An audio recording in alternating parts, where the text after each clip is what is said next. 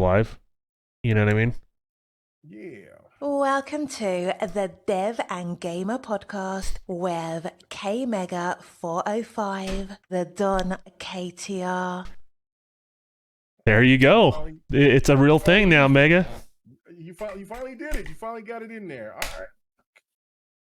Yeah. So, Yeah, we got it all up and going. All right. Good deal.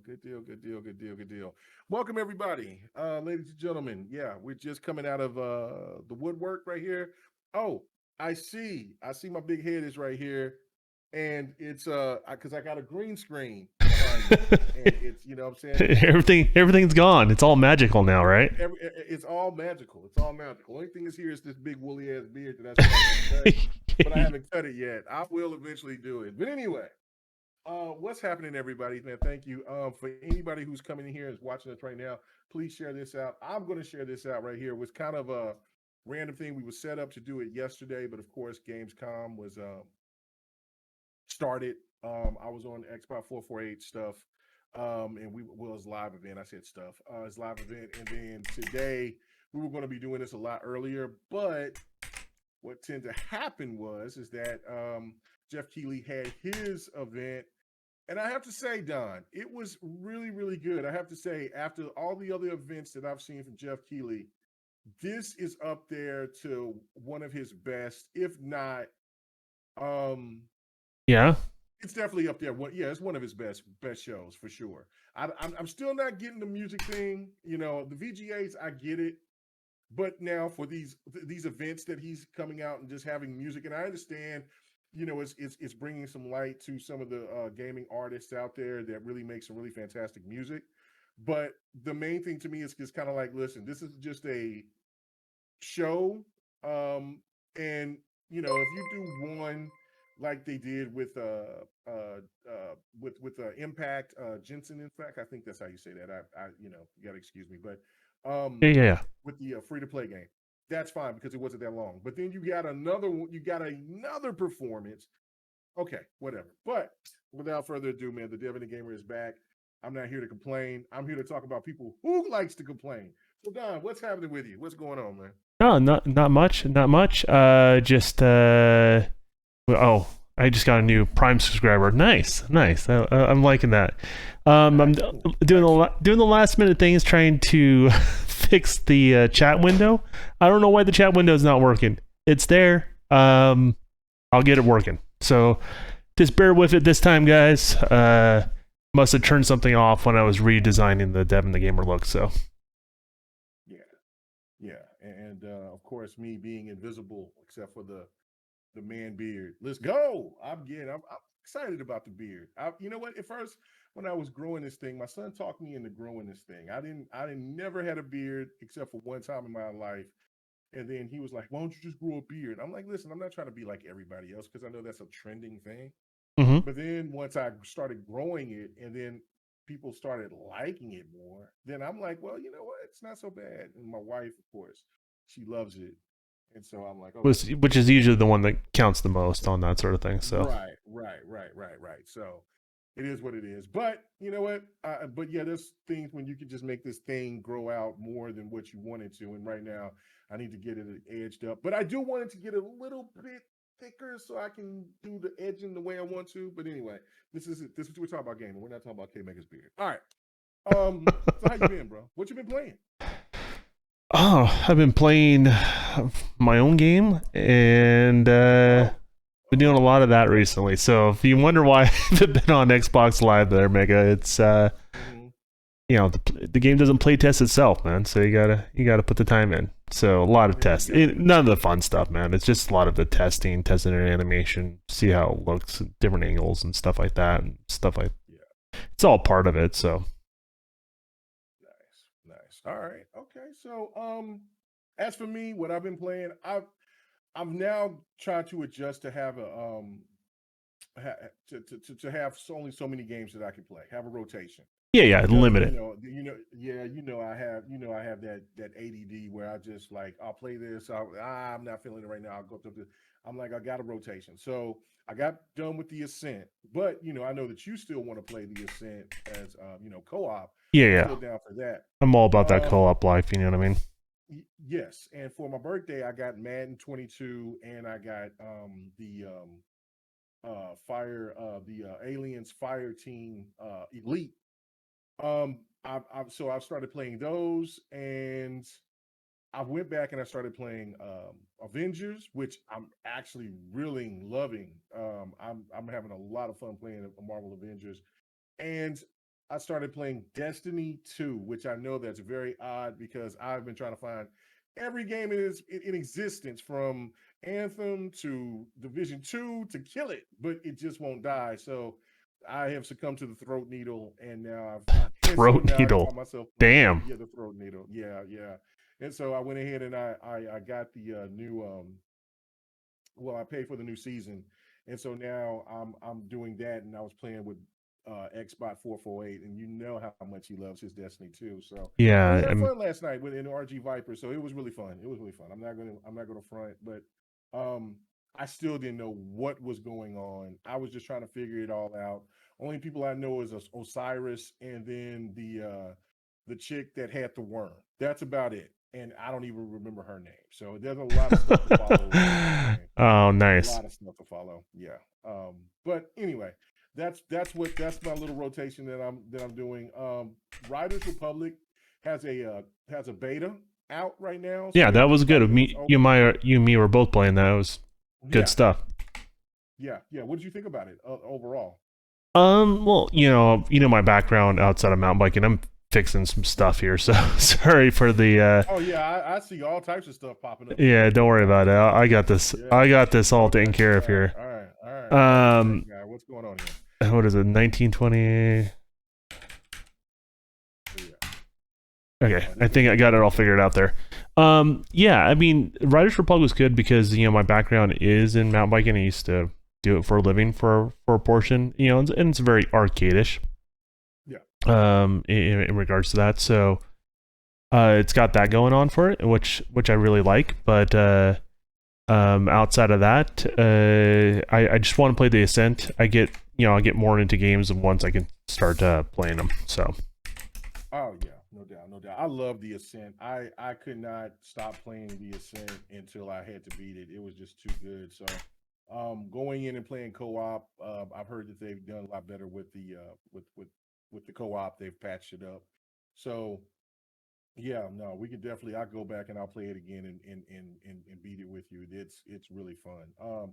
Also, we played Sea of Thieves. We played Oh yeah, we need to get back on that. Yeah, soon. We need a full crew. I will not play Sea of Thieves unless we have a full crew. That is my niche. I cannot play Sea of Thieves with with 2 or 3 people. I need a full crew. We had our boy Megatron, but Megatron works a lot and stuff, and so yeah, and I'll play through it again with Megatron if he's there. So like I have no problem doing that. But yeah, we need to get we're usually pretty good at once we can get a third. So once we can get like you and me and a third, a fourth will show because everybody's always looking for that fourth. So we'll call out to the community. Show up whenever you guys would like. If you see us playing some Sea of Thieves, just ask if we have a space available on the boat, and just come on and help us out. Yeah. That's it. Yeah, for sure. We got finished with one of those stories within chapters, I should say, and we got done with one of those. We still have 3 more to go. Mm-hmm.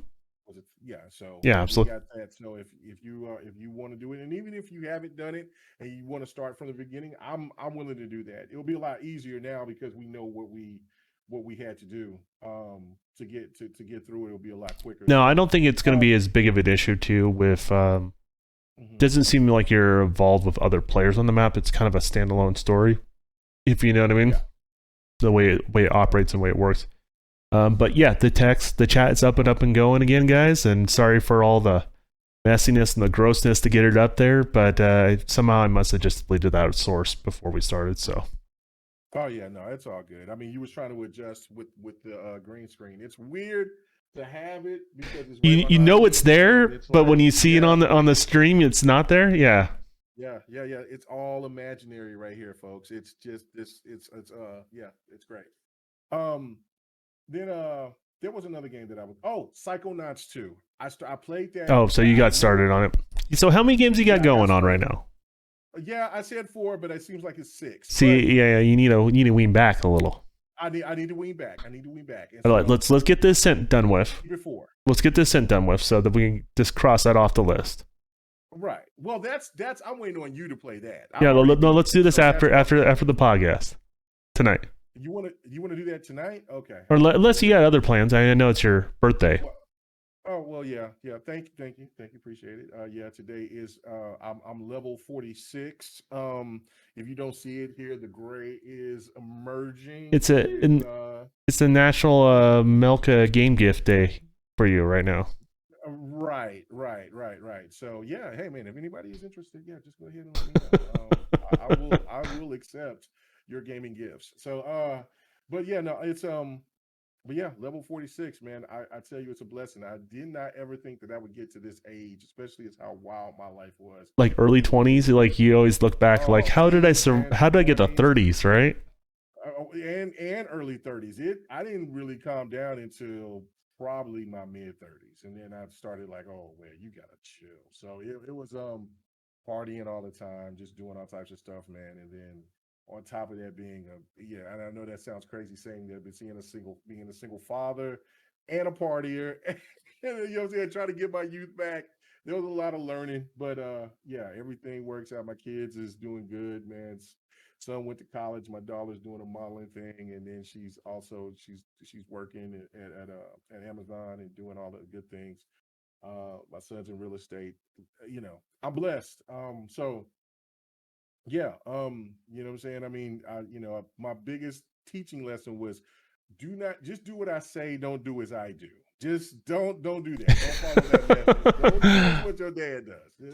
Just do the opposite. Just follow that path. And so far they have, even though my daughter is the spitting image of me when it comes to my attitude. Stubbornness. She is a hell raiser. My son has got the nicer, gentler side of KMEGA, but my daughter is like the nicer side of Sears is what you're trying to say. What'd you say? It was like the nicer side of Sears. Is that what you're trying to say there? The nicer side of Sears. Yes, that's exactly it. But but yeah, we got games to talk about, man.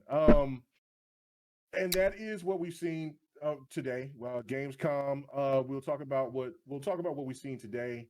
But let's talk about what we've seen yesterday, and that was Xbox's event. I was with Xbox 448 and Jamie Moran, and was it Midway? I think it was Midway that was on. And we were just discussing, you know, what we thought about it and things. And Predator came on afterwards. And so did Dark Optimus. I tend to go into these things and look at it from a perspective of like, look, I want to see. I know that I'm finna see an event, and it doesn't matter if it's the PlayStation event or, well, I should say PlayStation Play, or if it's, you know, the Xbox XO, the main platform providers and the main publishers. That's stuff that ultimately you're looking for, right? Well, just anything that's going to show me new gaming content, I'm always up for. I mean, even the PC event last year, which a lot of people couldn't stand, they hated. I still always find something that I know that I want to play. And that's how I felt about this. And I came into it, but I did tell people on the next podcast last Thursday that, listen, don't have these high expectations. We're not going to see Fable. We're not going to see Avowed. We're not going to see anything from Motorsport, especially when they're still promoting Fable. Not Fable, but what I liken it 5. to. I liken it a lot more to, it's like the halftime show in the preseason game. Yeah. You know what I mean? Like it's kind of just a reminder, hey, this stuff's coming out, sort of thing. And it used to be a lot bigger, but I guess they just don't find value in it anymore. And a really interesting why the numbers are like that. You know, we used to joke around with Xbox used to have a salad bowl full of controllers. By the way, you should bring that back. You should bring back the salad bowl full of controllers, because I thought that was amazing. I loved it. that needs to come back with it's weird because like they want to do like the announcement and then it's like, well, it's DLC coming out next month or whatever, whatever it may be, or that sort of thing, and then they want to do interviews, but I can tell you right now, developers don't always interview well. You know what I mean? Right. Sometimes it's not the interviewer, sometimes it's the person being interviewed. So it just kind of is what it is and that sort of stuff. But we saw some cool little stuff to keep you interested in what's going on the Xbox side of things. Like kind of carryover stuff is the way I look at it.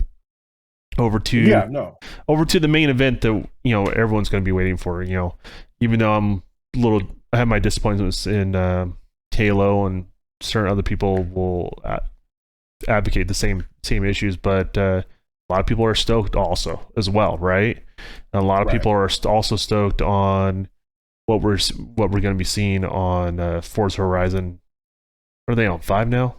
I can't remember. It's a 5. Okay, 5. So the Mexico edition. That's the way I look at it, and people are excited about that stuff, and rightfully so. And these are just kind of the carryover stuff until the main event. You know what I mean? So yeah, no, and that's the thing too, is that a lot of people that I talked to, they weren't as impressed with Xbox offerings yesterday, and I looked at it from this perspective. It's like, look, it wasn't the best Xbox show because Xbox is here for ever since 2018 has really knocked it out the park, in my opinion. I know a lot of people tried to give them flack because they had the separation between the multi-plat last year version of their show, and then they went to their exclusives a little bit later in July of last year. But I still thought that there was a lot of quality games that was shown on both conferences. But this one right here kind of reminded me of the show that they had, where a lot of people was, I can't think of the name of the show right here off bat, where they had Ricari and then they had the other lady that was on there. And, I want Ricari back. I do want Ricari. I like Ricari. Yeah.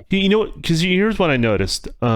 With a little bit of the changing of the guard, like some people, or I think who was the other individual that was there that kind of was taking Ricari's place yesterday? Paris. Great at interviewing. He's great. But when he's just doesn't have to read from something else, he's phenomenal. But it is very contrasty when he's like reading from a script or something like that. It just feels right. It doesn't feel natural for him. Like, and I don't think that's an area where he shines. In all fairness to him. But no, right. And I think that it's also just kind of like with anything else, like he's new to it. So I think that he has to adjust. It's just like when you get into podcasts. I mean, if I was going to read a script, I would be awful too. Like, I'm not like on top of being. Yeah, I'll be probably even more nervous, right? But he's done. He would do way better than what I would do. But if he just had, like, I felt like if he just had, they just gave him this. Make sure you touch on these talking points, and just let him flow. I think he would do a lot better. In regards to, but I know that stuff is a lot more controlled. And that's how they manage it. But that's why I said I would rather have Ricari, because he does that scripted stuff a lot better. Oh yeah, he's got that. He understands so that. Yeah, he's got that. I love it. And I know that there's some people that don't like the and I apologize that I don't know. I can't remember her name. That was with. I don't remember her name. I thought she did. And I've been critical of her in the past, but I think she did really. I think she's great. I think she did really well this time. I think she did really, really well. So right, and I you know what, I think there was the only one woman that I think that was falling flat because she was nervous, maybe that when they first started that show, but then when they brought her and then they brought the other lady from. It was another blonde gal, right? Yeah, the other blonde. Yeah, those two they're great. So. And listen, like I said, I mean, what I'm saying? I think Paris has done a fantastic job. I mean, shout out to him for what he's been doing, what I'm saying? And I like that, because a lot of people were over here going after Larry Herb and they were saying that he's just, too old and things like that. And, I think he's been doing the stuff for Xbox for so long. I'm not going to knock the man for what he does. Man, he did that stuff before it was popular. You know, right. So you have to give him a little bit of credit where credit's due, right? Like, you know, he was doing that sort of stuff. Like, why do people want to talk to developers, or like, why do you want, you know, why do we need these updates about this stuff, right? Like, and he kind of took that torch where no one saw that, and he ran with it. So you have to give him credit where credit's due. I'm not going to give him credit on his wardrobe. It's not going to do it. You know what I mean? But so you're not into the white glove game, huh? No white glove game here. No. But you know, for getting a community involved in what a platform provider is doing, and that's something that he's done, and everyone's right. You know, there's a certain time you do pass that torch on. You know, your time in the spotlight is finite in regards to that, and you know, by all means, like he still does, like with the Xbox on, or he does something on the console dashboard still. Every Friday, it's like the week on Xbox or something like that. Yeah, week on Xbox. Yeah, and that's solid. And that's solid. And he does his thing, and then he has another podcast too. So that's good deal. So I mean, shout out for what he's done, and shout out for creating the opportunities for others to be able to hop in that spot. You know what I mean? Like, you know, they need to iron it out still. It's still rough. And I think just using people to their natural talents, it would be a really great start for this sort of thing. You know what I mean? Yeah. Inside Xbox. That's the name of it. Inside Xbox. Inside Xbox. So that's what it seemed like yesterday. It seemed like it was a bigger version of Inside Xbox because it was 2 hours long. No, I didn't look at it as stupendous. I gave it a C plus, B minus if I was being extra generous. Look, I don't mind having the developers talk.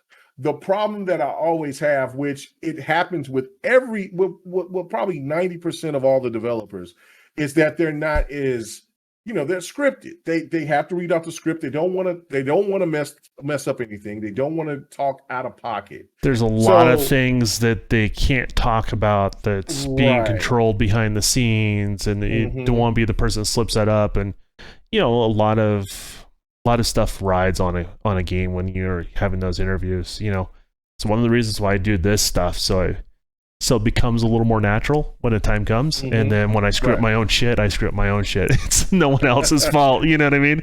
It'll be a little bit different, obviously, once you bring on employees, because that stuff has impact and affects others in their line of work. So, you know, I do have to keep that in mind. I can't get a fat head about it. You know what I mean? And that's the thing to me, is where people, I think people don't, a lot of social media don't grasp that. Like, look, they can only do so much. They can only say so much. And and then a lot of like developers, they're I won't say they're antisocial, but they're antisocial, but they are. I'll speak to that. I'll speak to that. They are. Okay. They're 100% are. I mean, it's not like you know, everyone's got their own personality traits, right? But they're more what they call introvert, where they keep more to themselves. You know, and I don't, you know, sometimes it's not even a shyness sort of thing. Like, you know, a lot of times I'm just doing my own thing, right? And so I just don't even think about it when I don't include people, because I just don't recognize it. You know what I mean? And I think a lot of developers fall in that same sort of circle. And plus, then when they stick their neck out, sometimes gamers have, like, you know, understand like this much when there's that much to the story. You know what I mean? And so a lot of times it gets a negative reaction. So sticking your neck out sometimes just is not a good way to go about it. But I think, you know, just a little bit of time, sticking your neck out a little bit, getting gamers used to it, because they want to know stuff. I mean, that's why they tune into podcasts. They want to do all that sort of stuff. So you want to do something that continue to reach out to them. It just takes time. So right, and that's another thing. Like I've talked to some developers, you know, behind the scenes, because I mean, like, okay, like the developer from who makes Shaolin versus Wu-Tang. I'm like, hey man, I really want to get you on the podcast, want to kind of pick your brain. And he's like, man, I just rather to talk to you behind the scenes. He's like, I just don't like that atmosphere. And that's fine. I'm not, and I get Yeah. it, but I mean, it actually, I'm looking at it from the standpoint of like, man, I really want people to look at your games. I think your games are amazing. And then if we could get you to get to that point to where you can get that online and get that, get that support from whoever, that would look at that would listen to our content and then listen to you. And then, maybe somebody else will ask you to come on to do an interview, and that's on a bigger channel and things like that. Then that's what gets you to the point that where I think that you should be with your content. But, some people aren't like that, and that's fine. And it is a lot of of but not everybody is developers Cliffy B. Cliffy B. Not everybody's Cliffy B that can get into an interview, or Ed Boon. Ed Boon is really good as well to get in there and interview and talk. Well, I think he's more of a veteran sort of thing, because he's been making Mortal Kombat since we're kids and we're not young guns anymore, right? So right. He has a lot of practice behind the scenes before things became a lot more public over time. Mm-hmm. And I just, it is what it is. I mean, developers, I mean, a lot of times they just want their work to speak for them. And I don't blame you. I mean, I can respect that and all. I think a lot of people can respect that. But, it's a changing world. Sometimes you got to change along with it, man. Things are games are not shipped on cartridges anymore, right? Games are forever living. And you also have a community. And it sounds weird to say that, but you have a community around projects and games that you have. Once you release something, and I've always said this, once you release a product, kind of almost don't own the product anymore, right? Like at a certain point, everybody that buys that product is invested in what you've came up with. And they all, and you see it when people talk about it. They're like, they should do this or they should do that. And so the different line to walk over time. But, a lot of developers just want their work to speak for them and just leave it at that. So.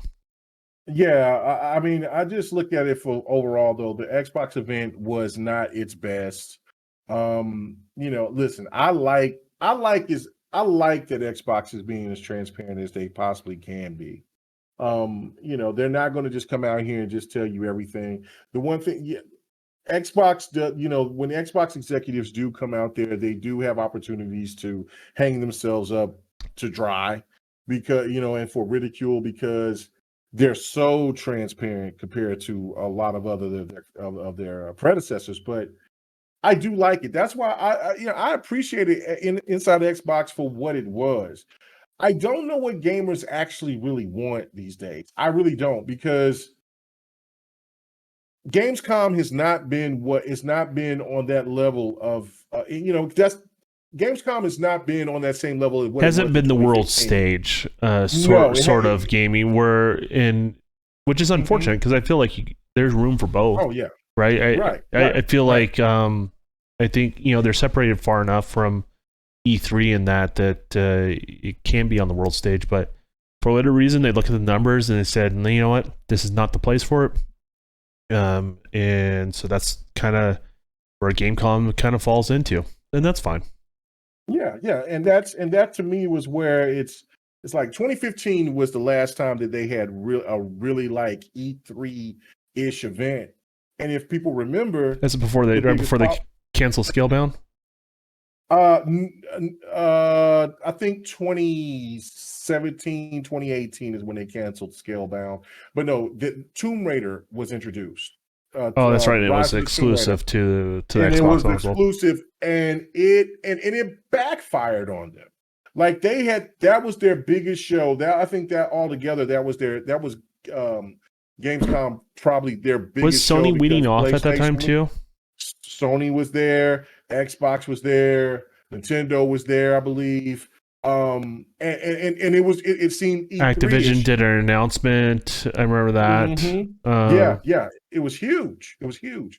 But then the backlash from the exclusivity at that time, when Phil walked off the stage and said, "Look, Tomb Raider, this new Tomb Raider is exclusive to Xbox," it completely backfired. It turned into, why is Xbox trying to do this, and what is it actually truly exclusive, and all of that, and I think it put a bad taste in the Xbox mouth, and I think it just put a bad taste in all of the industry's mouth for the way that the media and the public acted. You thought that was something that was supposed to be really positive, but it got turned into a negative.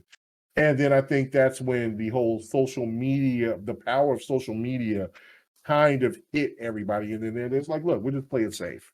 And then that's when PlayStation was like, look, we know that we got some great stuff to be slated coming in the future, but we want to keep it in-house. We don't want to just kind of talk about it at this place. And then like Xbox, they were in their transition. They didn't really have too much to talk about. Scalebound, Crackdown 3.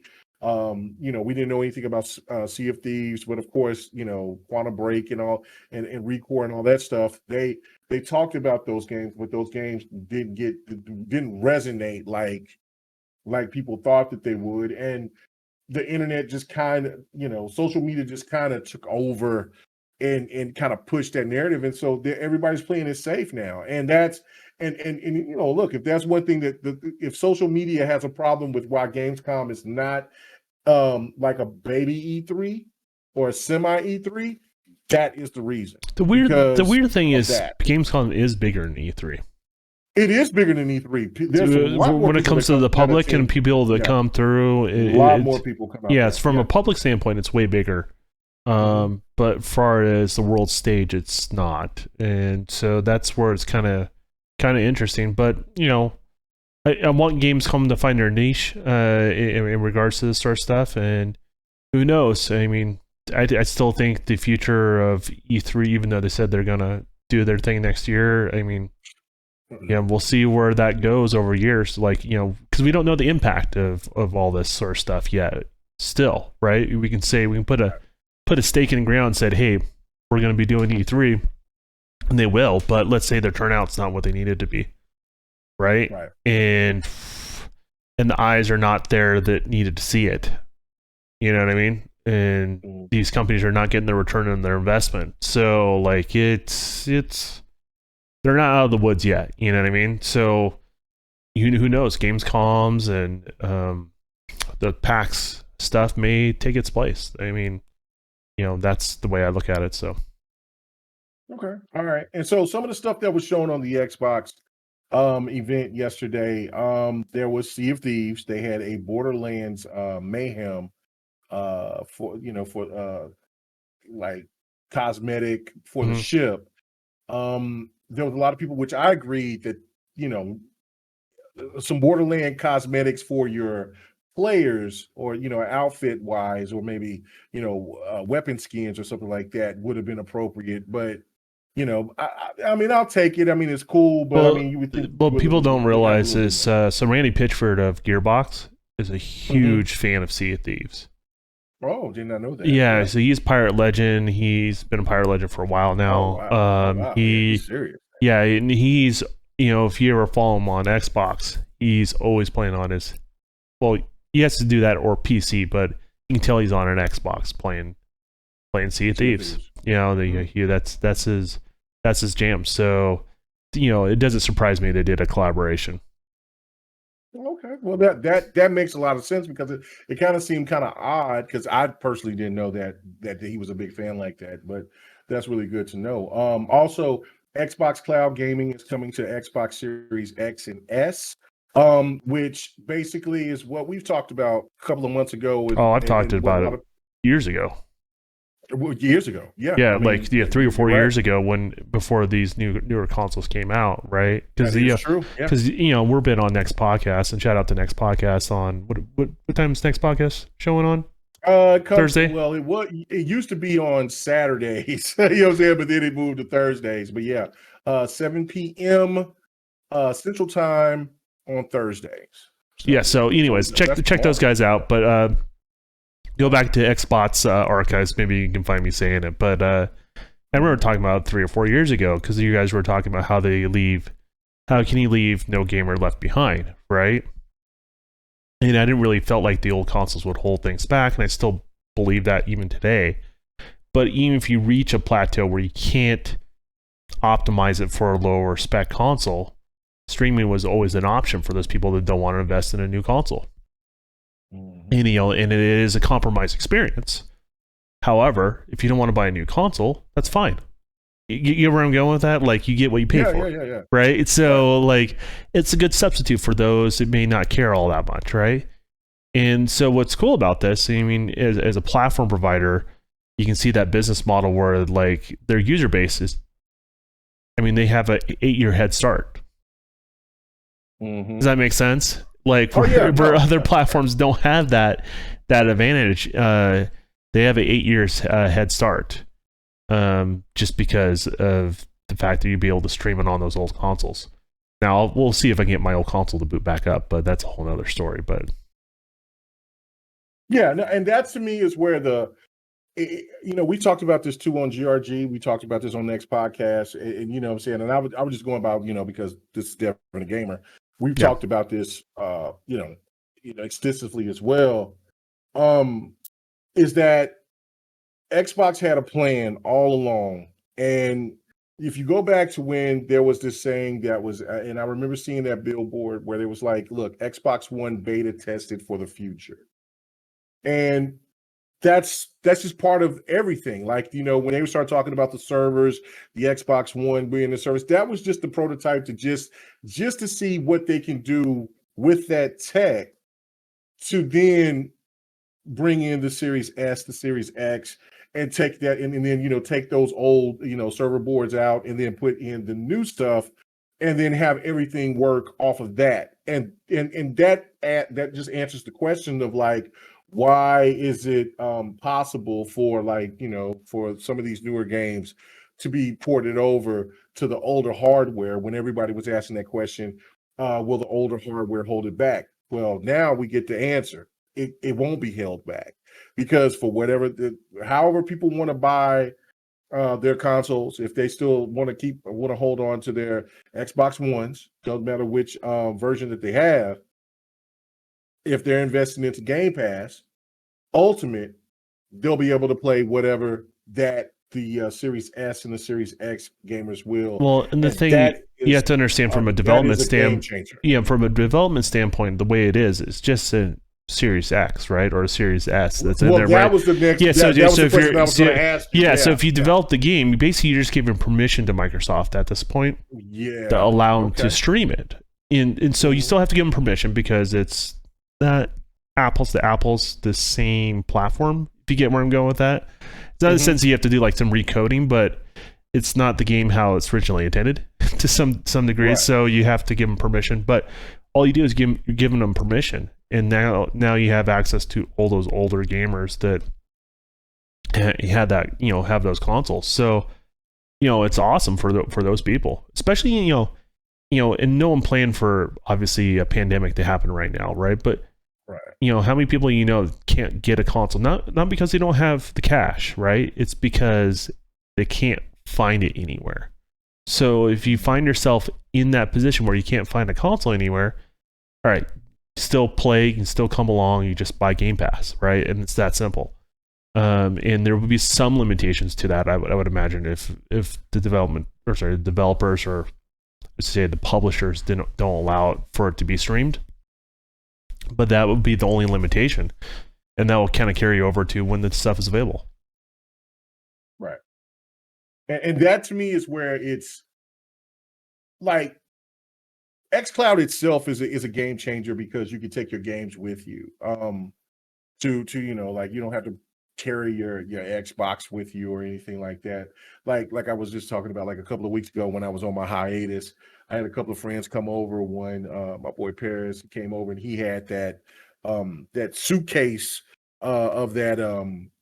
We talked about that. You named it. I forgot the name of it right now, but he had the suitcase of the of where you flip the suitcase open and it had this 24-inch monitor. Oh and yeah, it yeah, yeah. had Plugs these, into the back of the console. yeah, like that was so dope. I was like, oh man, and then They have when I one for. told him, Did I tell you they have one for the S now?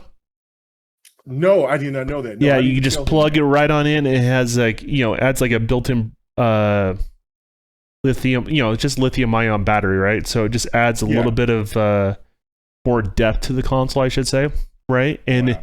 and then it has a lithium-ion battery, so you just charge it, and then it powers the screen and the console. Wow, that's crazy. I mean, like I looked at that and I'm like, that is dope. And he had it connected with the Xbox One X. And that screen was like, I got a better monitor now because it's a 1440p monitor. His was a 1440p monitor that came with a 1440p monitor. And you know what I'm saying? And mine's bigger because it's a widescreen. But my old monitor, it killed it. Like I was like, that is so dope. Like, but then I showed him xCloud. See, he's a gamer, but he's not like in tune like we are. So when I told him about xCloud, he's like, "So you mean to tell me I didn't even have to? I could take whatever I want?" I said, "Man, that's exactly what xCloud is." And he was like, "Show me." And so I was showing him, what the whole aspect of it was, and that, like, for instance, like if that. I mean, that wasn't a monitor. That suitcase was, you had to have a console with you. But I said, you work with a laptop. If it's your own personal laptop, you could just hook up xCloud to that, and you could just take your games with you and have it off of your laptop. Now, if he wants to still take his console with him, he can play whatever that I'm playing, and then we can play together. Because he gets travel all over the country for what his job is, and so that is a serious game changer right there. I mean, a lot of people may not look at it as from a standpoint of like, well, look, Nintendo's still going to dominate, do their own thing because Nintendo's IPs are still a hot commodity. But the difference is that, listen, the convenience of not having to carry anything with you except maybe your laptop or even your phone, if you care to think. I'd rather have a laptop because I'd rather have a bigger screen. But you never know what these televisions that you can hook up to these televisions or whatever as well. I don't know what, some hotels, they might be a little bit more difficult to deal with or whatever. But if you just got a laptop, you're winning. Well, And I mean, that there's is cell so much of a phones. game There's cell changer. phones you can have an Barbara. HDMI out cord into into a TV, and you That's can do right, it. You can do it that way. All you need is a cord, cell phone, and a controller. Right? You're done. So I mean, Yeah. and here's the thing: when you're in a hotel, it's not the best experience, right? But Mhm. you know that going into it, like Right, right. and that's there's room for all of it to coexist. I don't think one replaces the other. It's just they're all a little bit different there. So Yeah, no, but I just look at it just so much of a game changer for what they're doing with that, and like I'm just like, man, PlayStation, you need to be seeing this. This is something that is game changing. I understand they got PlayStation Now, but you're charging extra for this. Xbox is including this with everything, and then with Nintendo, it's pretty much they're charging you for everything, like, because they all they have to do is undock it, take it with them, they have it. You see what I'm saying? Like, it's not like like, just think about if the Vita was still operable right now, right?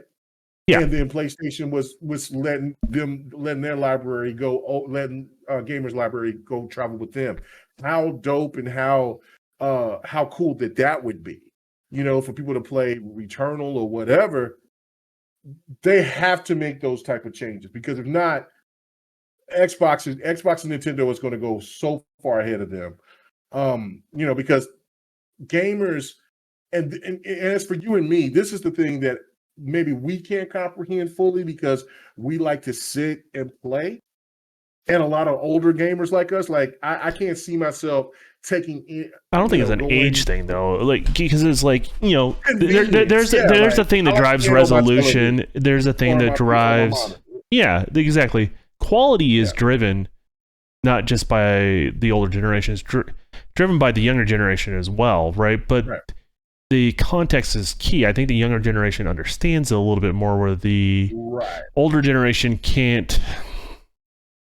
They struggle with the minute differences we between just don't get out our own way. Yeah. I mean, like, because you hear, I hear this constantly. It's like, oh yeah, it's totally going to replace consoles at home. Like, no, No, it's not. And then it's then it's like, oh, then it's going to fail. No, it's not. It can coexist, and that's what people don't really understand. And remember when I was talking about this stuff, I would do my own horn a little bit, right? Because you were on next. Because you were on next podcast when I would say this. So I was there. You remember when I said, like, hey, they won't replace one another. They can coexist. They're a different experience altogether, right? And I remember when Phil said the exact same thing when he was clarifying where the space is when it comes to that, right? And so this is where, I get to say I was right, but it still hasn't changed, and it's still going to grow. And I think, and this is just the next step that we saw at Gamescom of them fulfilling those commitments to their audience, which is, hey, our console is going to work on, not console, not leaving a gamer behind, and we're expanding xCloud. Sorry you couldn't get a console right now, but we at least have this for you right now. And when we do, you can buy it and then go forward from there. And that, you were right. And if anybody that had common sense could understand that's where they're trying to go with this. They're trying to make sure that they bridge this gap. And then also, if you look at, like, with the PC game, there is so many more PC games getting transferred over to consoles now. I mean, look, Flight Simulator just really painted because there have been other simulators like Ghost Simulator and things like that. But when Flight Simulator came over to the consoles, that kind of gave the indication, like, okay, now there's no boundary. There's no boundaries. These consoles are way more efficient to handle PC type games, because a lot of people look at it like, okay, PC games look like trash, you know what I'm saying? Because they're not that quote unquote AAA looking banger. They don't comprehend, like, if you like a game like WoW, for instance, how much is involved into that, to where older consoles just couldn't even come close to handling that. Now consoles are on that is on that apex to now handle that, and that's how you see games like Destiny that's over there, that's on PC, and you got the crossplay. You look at games like ESO, that's over there, which is the Elder Scrolls Online. That's primarily that would be nothing more but then a PC type of game that's now on consoles. You see more and more of these games starting to come up. Warframe is one of those games as well. Like Black Desert, it performed better on PC, and on last gen it didn't perform as much, but now it's on par. So the thing of it is overall is that we're now at that point to where, like, yes, there's still a 3090, there's still going to be some new high-end graphics card and CPU that's going to dust the consoles of this generation. But the point of the matter is that this generation of consoles can play any PC game that's available at this point. And that is the game changer. And when you have those type of games to be transferred over to consoles, and then you can have people play those console games that used to be only PC games, and you can play those on your console and you can take it on the go. That's why NVIDIA is doing what they're doing. That's why there was all these other, I was talking about it on GRG about 4 years ago. Well, about 3 years ago. And I got made fun of because I was talking about when people were saying rent a PC, and they were like, okay, so why do I need to rent a PC? I said, because this, like, if people can't afford these high-end PCs, they can go in there and they can stream the games and they can take them on the go. I said, obviously, they feel that the console market is about to go that route. No, that's crazy. And now look at what's happening. So yeah, you can toot your horn. I can toot mine too a little bit. I'm glad about this because well, it's not going away, and that's the thing. Yeah, and nor is your console, nor is your PC, right? Like, remember when the people used to argue PC? I'm always going to prefer that. I'm always going to prefer my television. But you know how people always said, like, oh, the PC will make consoles irrelevant. No, they're just as relevant as they ever have been. And then people would make the same argument towards consoles, towards PCs, right? Like, and PCs are bigger than they ever have been before, right? Like, everything's growing. And I think it takes time for people to realize this stuff, but everything is growing. And the newest segment just happens to be streaming. And that will grow too as well, in regards to that. And streaming's really more tied into ecosystems.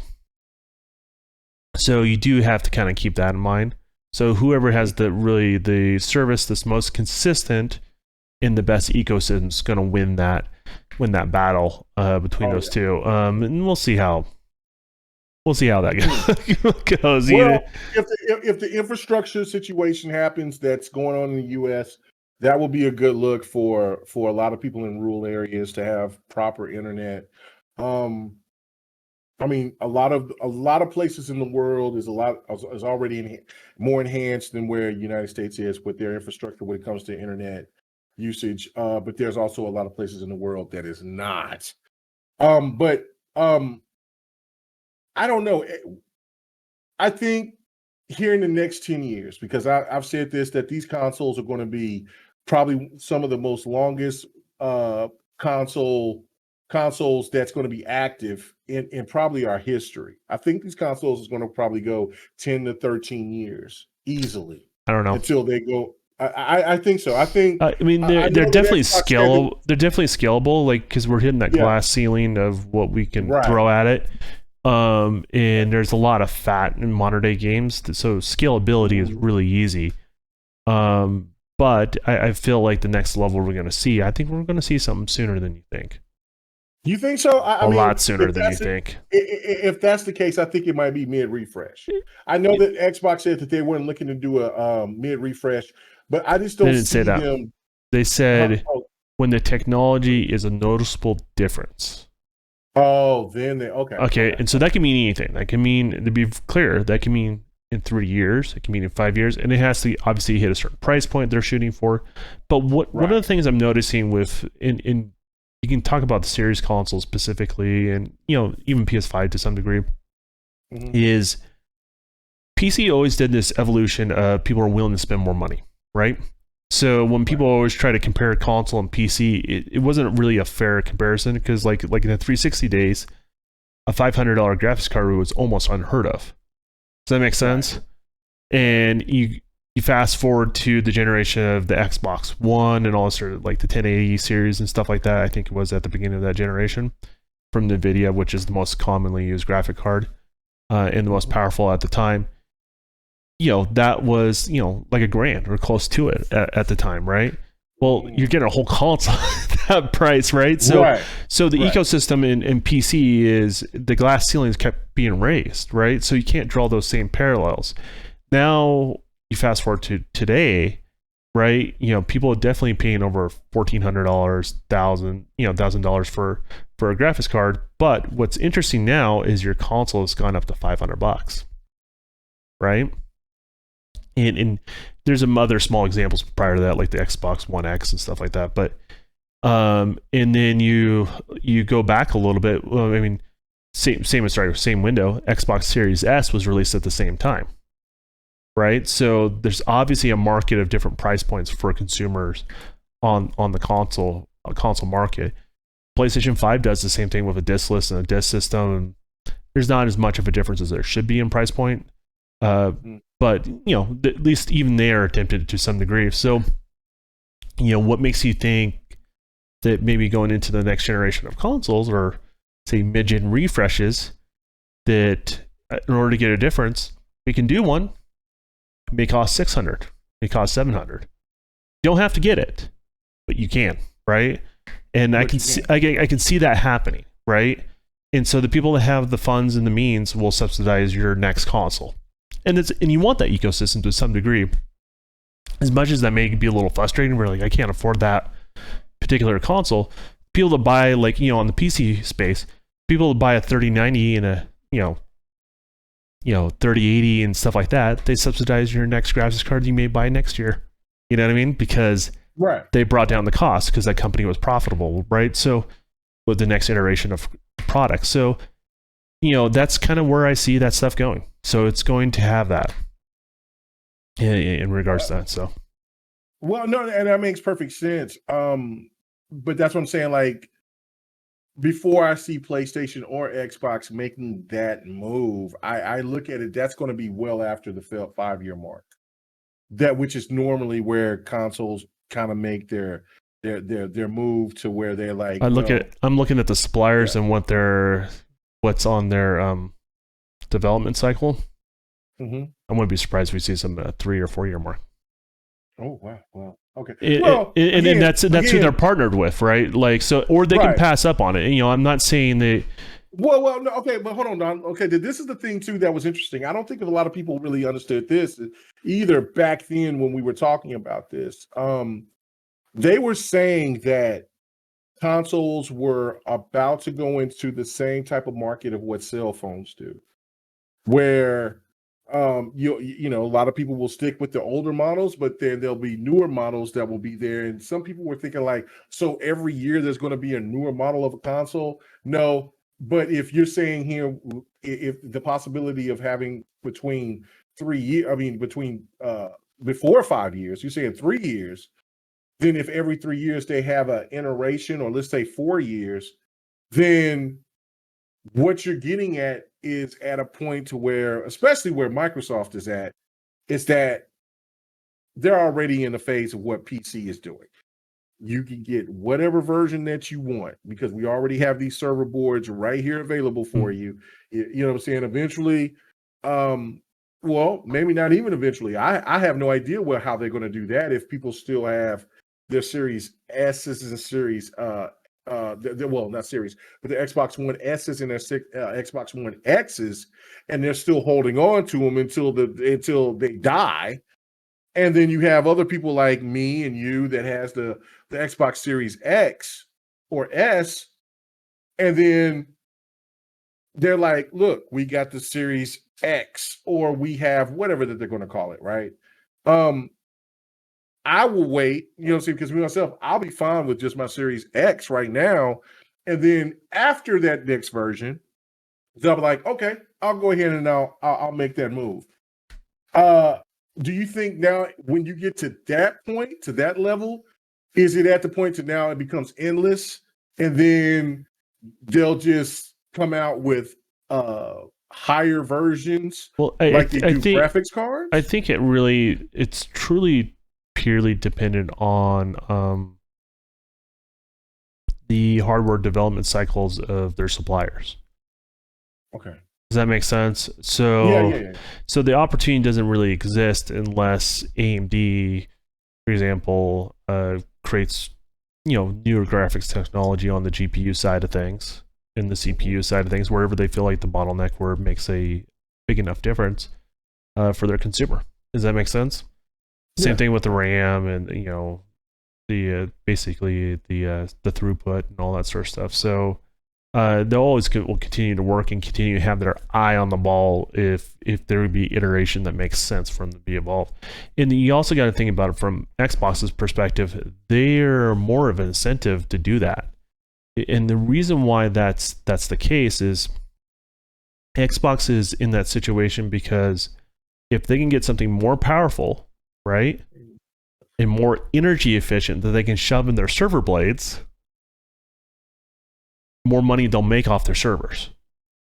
Right. Because it's about power to energy efficiency with servers, and that's how they make money off server farms, right? So, and so a console is perfect for that, right? It's a lot of power packed in a small little space. Does that make sense? So for them, the R&D into a new console that's going to be able to do that, there's an incentive for them to do that and also put them in their server blades. And then why would you ever have a walled garden from a consumer and be able not to buy that unit? they'll have it so that you can buy it. And so it's just one of those things that they kind of feed into one another. And it's always going to continue to grow. Honestly, and it's when timing's right. I don't know when the timing's going to be right. It could be 4 years.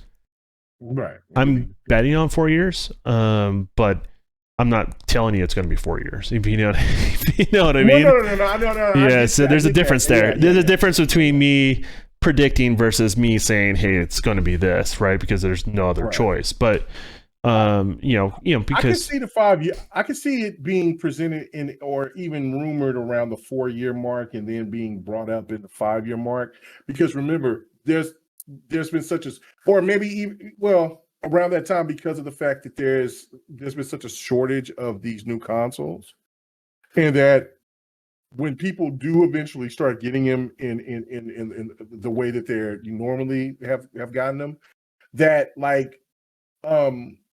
and I'll just make this quick scenario. Like, for instance, for me, I was late to the Xbox. I was late on getting me an Xbox OG. I got an Xbox OG way later into its cycle. And then when I got it, the next thing you know, I heard that there was a 360, and I'm like, what? And that was only a year and a half when I got an OG Xbox. So when you look at those, gamers that are waiting to get their waiting to get a Series X or a Series S, which I think Series S's will be blowing up at some point here within the next year for sure. But let's say the Series X, and then in 4 years, people are talking, but that's only a 2-year gap. And then that's going to make some people feel like, well, damn, I should have waited those 2 years. If it was more like, if there's 5 years, then the people that did get it and say, well, damn, when did the Xbox Series X come out? Oh, it came out in 2020. I got you. Okay, it was 5 years from now. It's kind of the normal cycle. I get it. But if you do it beforehand, then what you're doing, you're kind of making people feel like, oh, well, Microsoft is trying to get over on us, or Sony's trying to get over on us. You see my point of it from a gamer perspective. If you try to do it too early. Yeah, I think as PC bleeds into console and console bleeds into PC, I think it's kind of not really an issue. You know what I mean? And if you don't want to buy it, then don't buy it. Like, I'm not going to force you to buy it, that sort of thing. But you know where I'm going to be if the new console comes out.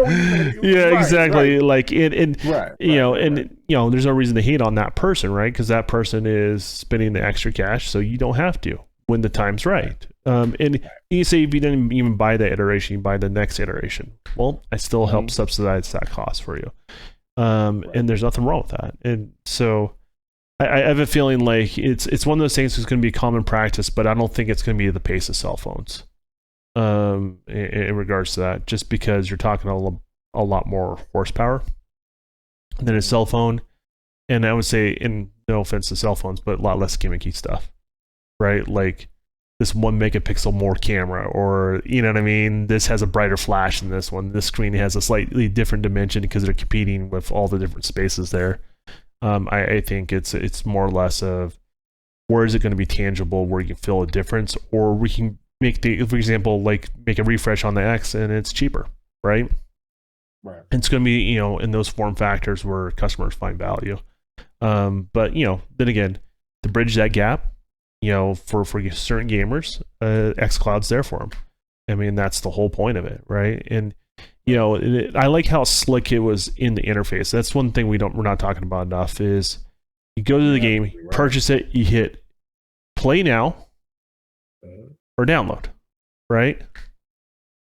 So you can do either or. Just play now or download, and it's entirely up to you in regards to that. And then when you shut it off, like, have it download or whatever, right? When you're done playing, or and then I think a lot of people also don't think about this with the current storage situation on these consoles.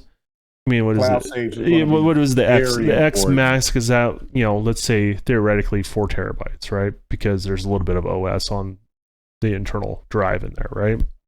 Mm-hmm. But let's just say roughly 4 terabytes with the expansion. It's not a lot. in modern day games, and it's not going to be a lot going forward.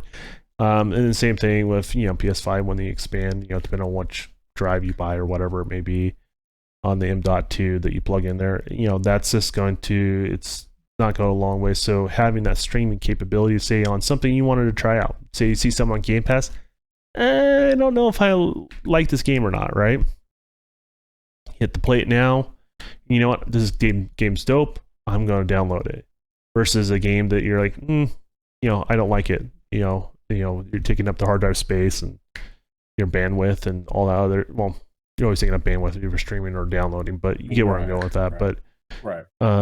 So it's a play it now or play it later, and then play it later is a better quality. So, as I said, just adding value to consumers. That's what these platform providers need to be focused on. Microsoft is focused in this particular form factor, and they're doing really well. So.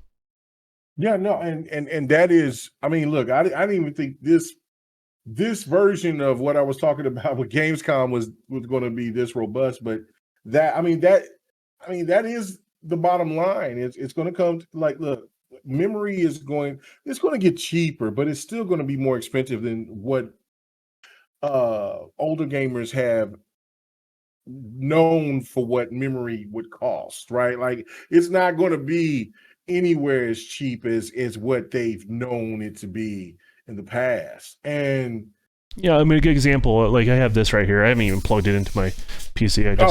I just have like another extra terabyte kicking around, but like just a little Samsung 970 Evo Plus. That's what I got. That's what I got on my PC right there. Let's go. Great M.2, 1 terabyte. You know how much this thing cost? I mean, it was like $270. I got a 500, so but I was like, hey, I can go with this 500 and buy me a whole. And then when I seen how much that I really needed the 1 terabyte, I should have paid the 300, because at the time when I got it, it was 300. But and it's always going to come down in price. And that's a good example. Like, what is it, a year or two? Right. Two difference between when we bought it. So so it's just marginally more. So mine's marginally less, and it's only 2 terabytes or one. I wish one terabyte, I should say, on that guy. So, it's just it is what it is, right? Like memory is going to be an issue for people, and but it's good. It's a good option. I don't think anyone can complain about it. I mean, that's really what it comes down to. It's just, and if you don't ever use the option, you don't ever use the option. Not a big deal. Okay, so let me ask you this question. Okay, so how PlayStation has their situation with PlayStation Now, like they charge you for their cloud service through PSN. And let's say, look, we all know that PlayStation has to change their structure. They have to. It's not as enticing of a business model. Right. It's not as enticing for them, but they have to. If Xbox keep doing what they're doing with theirs, then of course Nintendo has their model. Then PlayStation has no choice, because PC is even changing their model to where they're like, look, you can go and you can play your library from cloud saves and all that. They're gonna have to change it, right? So how is this going to affect going forward the market overall? Because for me, when I eventually give me a PlayStation 5, and then for others who are going to get a PlayStation 5, and then we have PSN. I got PSN for a year and a half right now, but then it's going to eventually go out. Do you think PlayStation is going to keep that same, because it's cheaper than what it used to be? Do you think that they're going to go back and raise it up, or what? Because I know that they're going to have to recoup that money some way. They're doing it with the extra $10 with their purchase of their exclusive. Do you think that they'll try to double down and try to charge you extra? Here's the issue: is like you either have volume. Right? If you have volume, you don't have to get away with charging as much, right? You can present better value. The problem is they have a volume issue with that service, right? So if they can get more people signed up and trusting and they've continuously, lost people in the last year. yeah, Yeah. that's where they need to be focused, right? Because if they can focus on the volume and getting that up, then they can be very competitive to Xbox in that particular form factor. I think a lot of people think they can't be. I totally believe they can. But the key thing is volume. Or they have to find another way for that type of service to generate revenue. And people are going to hate me for saying this, but I mean, what's if they did commercials? They could do that, essentially, right? They can say X number of people are engaged, playing service right now. Every 20 minutes, there's a commercial break that pops up.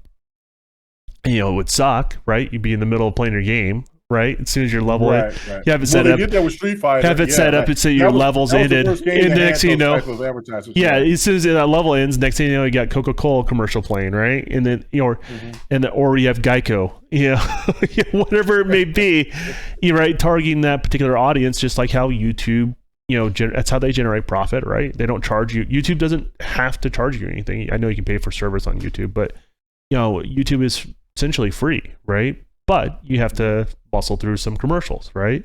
But that's how they generate money. That's how they generate income. Right. In regards to, and they have to have a continuous flow of content, right? So that's why they give a cut back to the creators to upload there, right? If you reach certain criteriums, right? And that's how you kind of have to look at it. So they have to have a revenue stream, and that's either in the form factor. Who knows what the form factors are there, right? They can be through advertisers, which I don't think would be preferred, to be honest with you.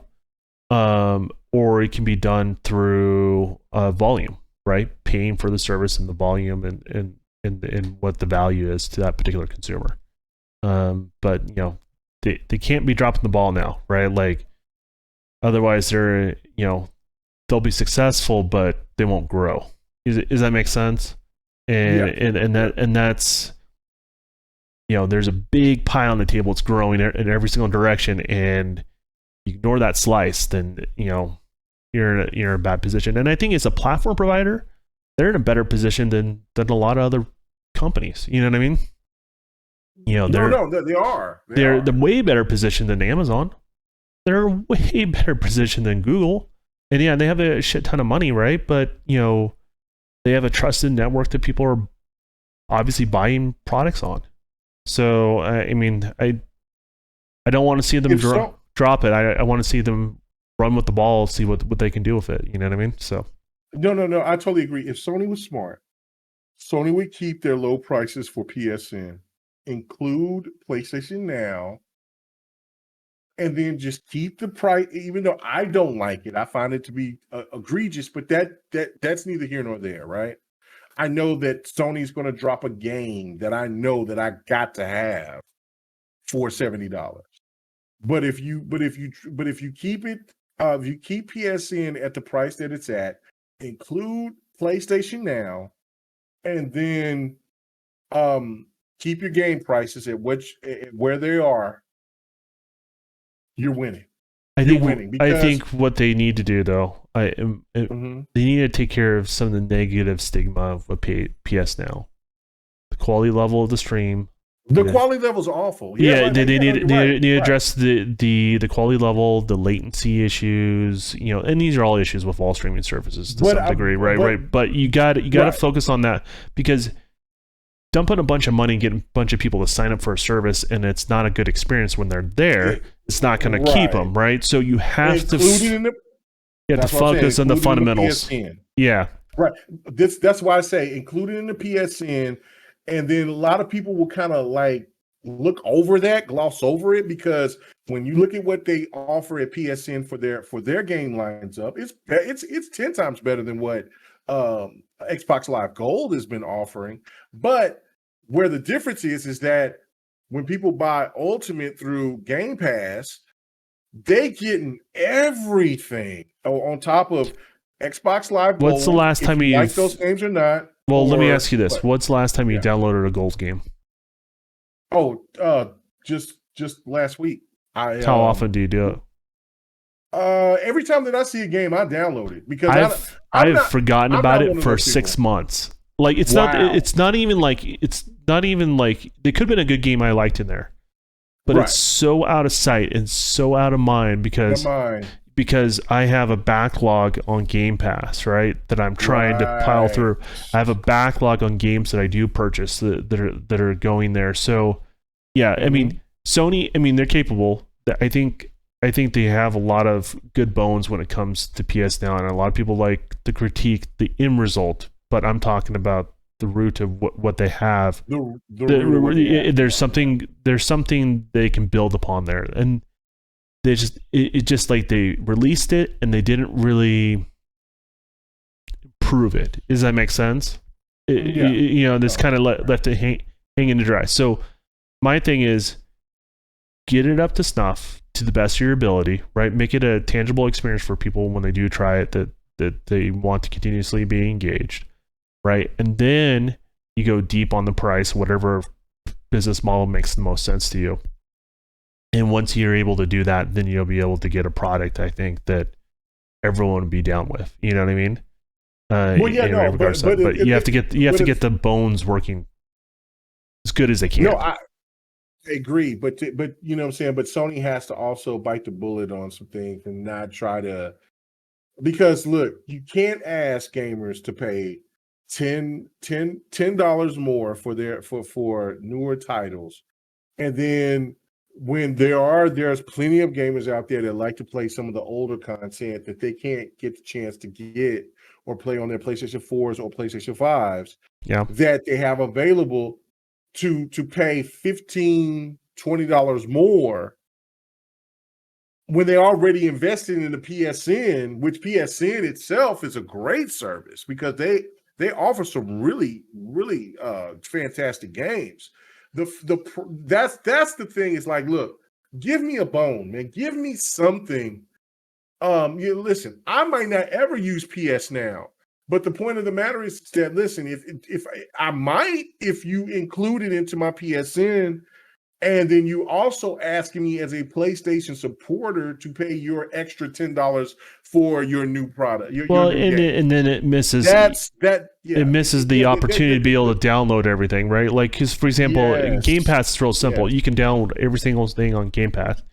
Now you also have the option to stream with certain select titles, right? That's the natural order, I think, for most consumers to be able to take those steps. And it just, then again, I keep saying I want them to come up with their own business model. I don't know what their own business model would look like, right? Like, we're speculating what's already been established and what's been done before. But just get the roots right, get people up on board with it. And I'm not trying to be an ass about this, but I mean, Don, really, let's look at the last 10 years. What model has Sony has given that has been trend setting from their own, without them looking at what somebody else. I think they would have to leverage the first party somehow. Right. Yeah, but that's what I'm saying. That's that's just is what it is. And as I said, like, I don't want to say Xbox has all the answers because they don't. No, right? They don't. But they don't. That's why I say, like, Sony has to do their own thing. But at the same token, like, people are going to start seeing the value on the higher caliber Xbox titles that are going to all eventually come, right? And it's a snowball effect, right? Like, you have Game Pass now, where what is it, a couple months from now or 3 months from now, you're going to be able to play every single Halo. You're going to be able to play every Forza Horizon game, every standard Forza Motorsport game, in regards to that. And then you have, like, some of the things we're talking about with DLC and all the other stuff that comes along with it, right? Like, you have to, when if your competition continues to add value to what they're offering competitively, you have to answer back in some sort of form or fashion, some way, shape, or form. Right. So and here's the thing, like, that first party narrative games are phenomenal, right? But we all know that eventually that's going to dry up sometime, right? Like, where it's going to wear out. They have so many. They only have so many of these quote unquote AAA bangers. Like, they don't have, like, that's the thing where the PlayStation community that comes out and tries to talk down on everybody else about their exclusive content. The fact of it is that like Sony hemorrhage a lot of money on everything else other than those. I will give them 10. I think I'm being generous. I'll say 10 AAA bangers. I don't even think they got that many. But the games that they have that are well-renowned, award-winning, they have those. I'm just saying I don't even think it's 10. I think it's like 6 overall.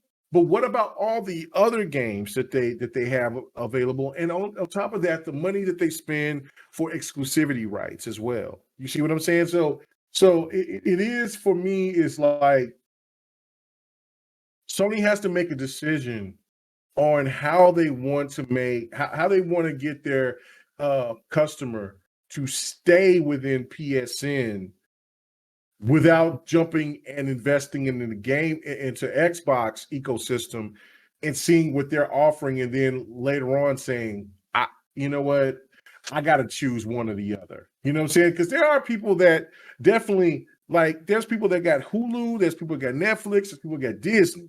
But then there's also those people that's like, you know what? Disney is offering more than what Hulu's well, it's offering. Like every 4 or 5 months they go kind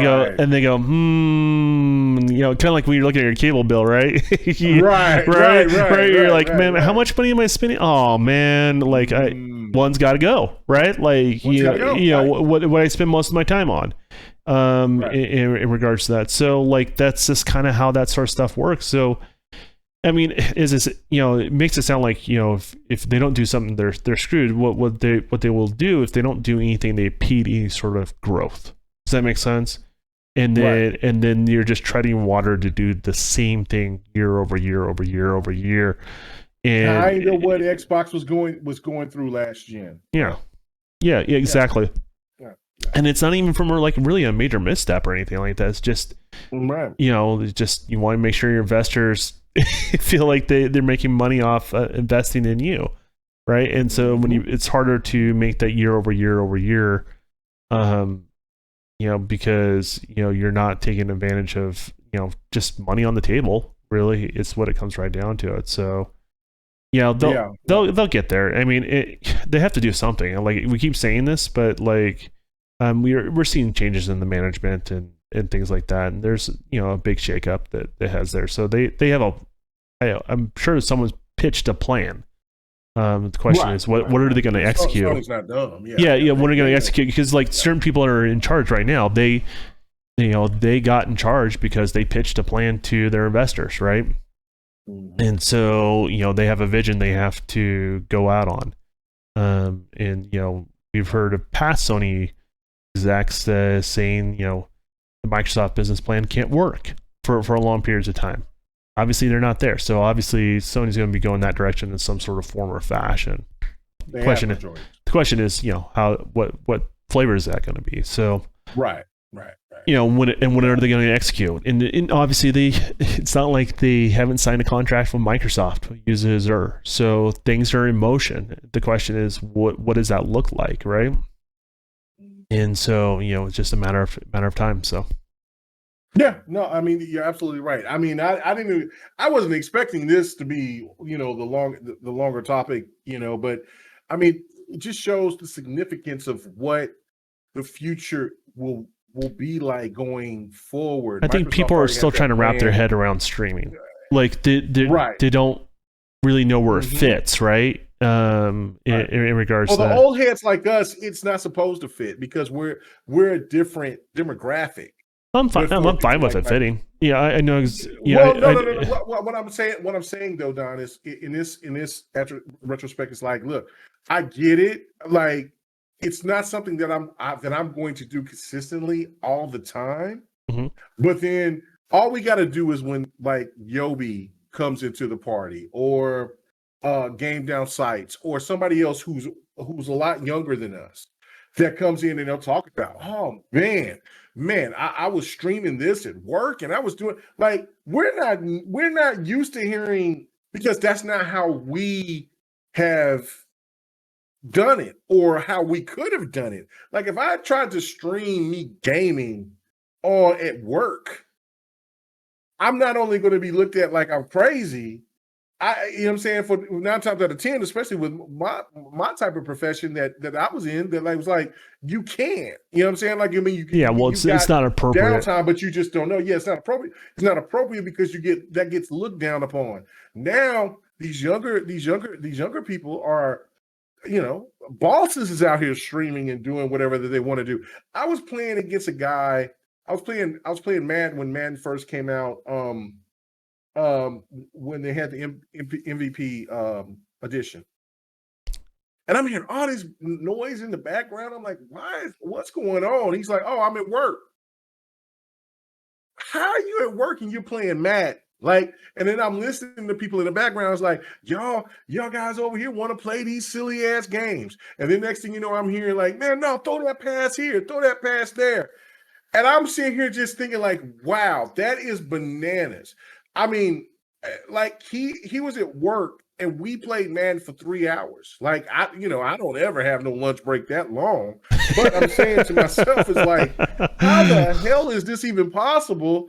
And how is he doing this? And I asked him, he's like, I put the game up on a projector that we got in one of our conferences room, and then somebody brings their Xbox and we get to gaming. And I said, so you've been here for 3 hours sitting here, me, playing, because I'm streaming this. People can just go to my stream when I last played Madden, and you can hear it, because I was getting frustrated because I'm hearing all this noise, and you know me, I don't like to hear munching and people eating and shit like that. So people chewing gummy bears in his ear. Yeah. Like I'm hearing chips, and I'm like, why are you doing this? But then I like, okay, pull back. You know what I'm saying? Listen. Understand where the environment is and what's going on. Okay, I just mute you, and then we'll just keep playing, because this man is at work, and I'm not understanding it mentally, because it's not something that I'm used to, and that's the difference now, is that people have that opportunity. My last point on this. RG Viper was in a party with me and Xbot 448 was playing Destiny yesterday, and he was like, "Oh man, I got to go in here and I got to play this at work." Like, play this at work, and then Bot was like, "Play this at work." You know how Bot is. Hey, I don't even know what you're talking about. I can't do that, because Bot is around our age, and so it's just not mentally, like, it's almost like you're cheating your job to go play some video games at your spare time. And it's like, I don't think there's anything wrong with your spare time, but I'm very much. There's nothing wrong with that, but I didn't never get it. I would never play no video games in my spare time. Now, watching gaming content, watching maybe some older podcasts where we're on a downtime or something like that, absolutely. But me sitting here playing the game at work, that is absolutely something that I would never do. And now it's just different. So I think that's another thing that Sony gamers that are content creators that keeps trying to tell people that this isn't going to work has to get adjusted to, because I think a lot of those people are around our age, and they're not comprehending that the younger generations, this is what they do. This is what they can get. It's about keeping your customer engaged, right? So it's I don't really care if it's work in a McDonald's drive-through. It's their business, as long as they're following our laws or whatever. I have no issue with that. And as more people play, more people realize there is a difference, right? Like they get it over time. Like once they get past the honeymoon stage where they get excited about that they can do it, and then they, it just never leaves their side. But that's the great thing, though. They're engaged. They're playing Destiny, right? Say they go home, play Destiny. They play it on their lunch break. They come back home. You're like, well, shoot, yeah, the new DLC is coming out. I'm gonna play it. I have no problem doing it, right? I got my value and my worth out of it.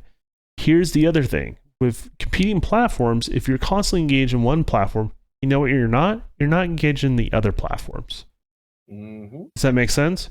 And so you feel a little more comfortable spending your money there. It's kind of like always going to your local, say, grocery store, right?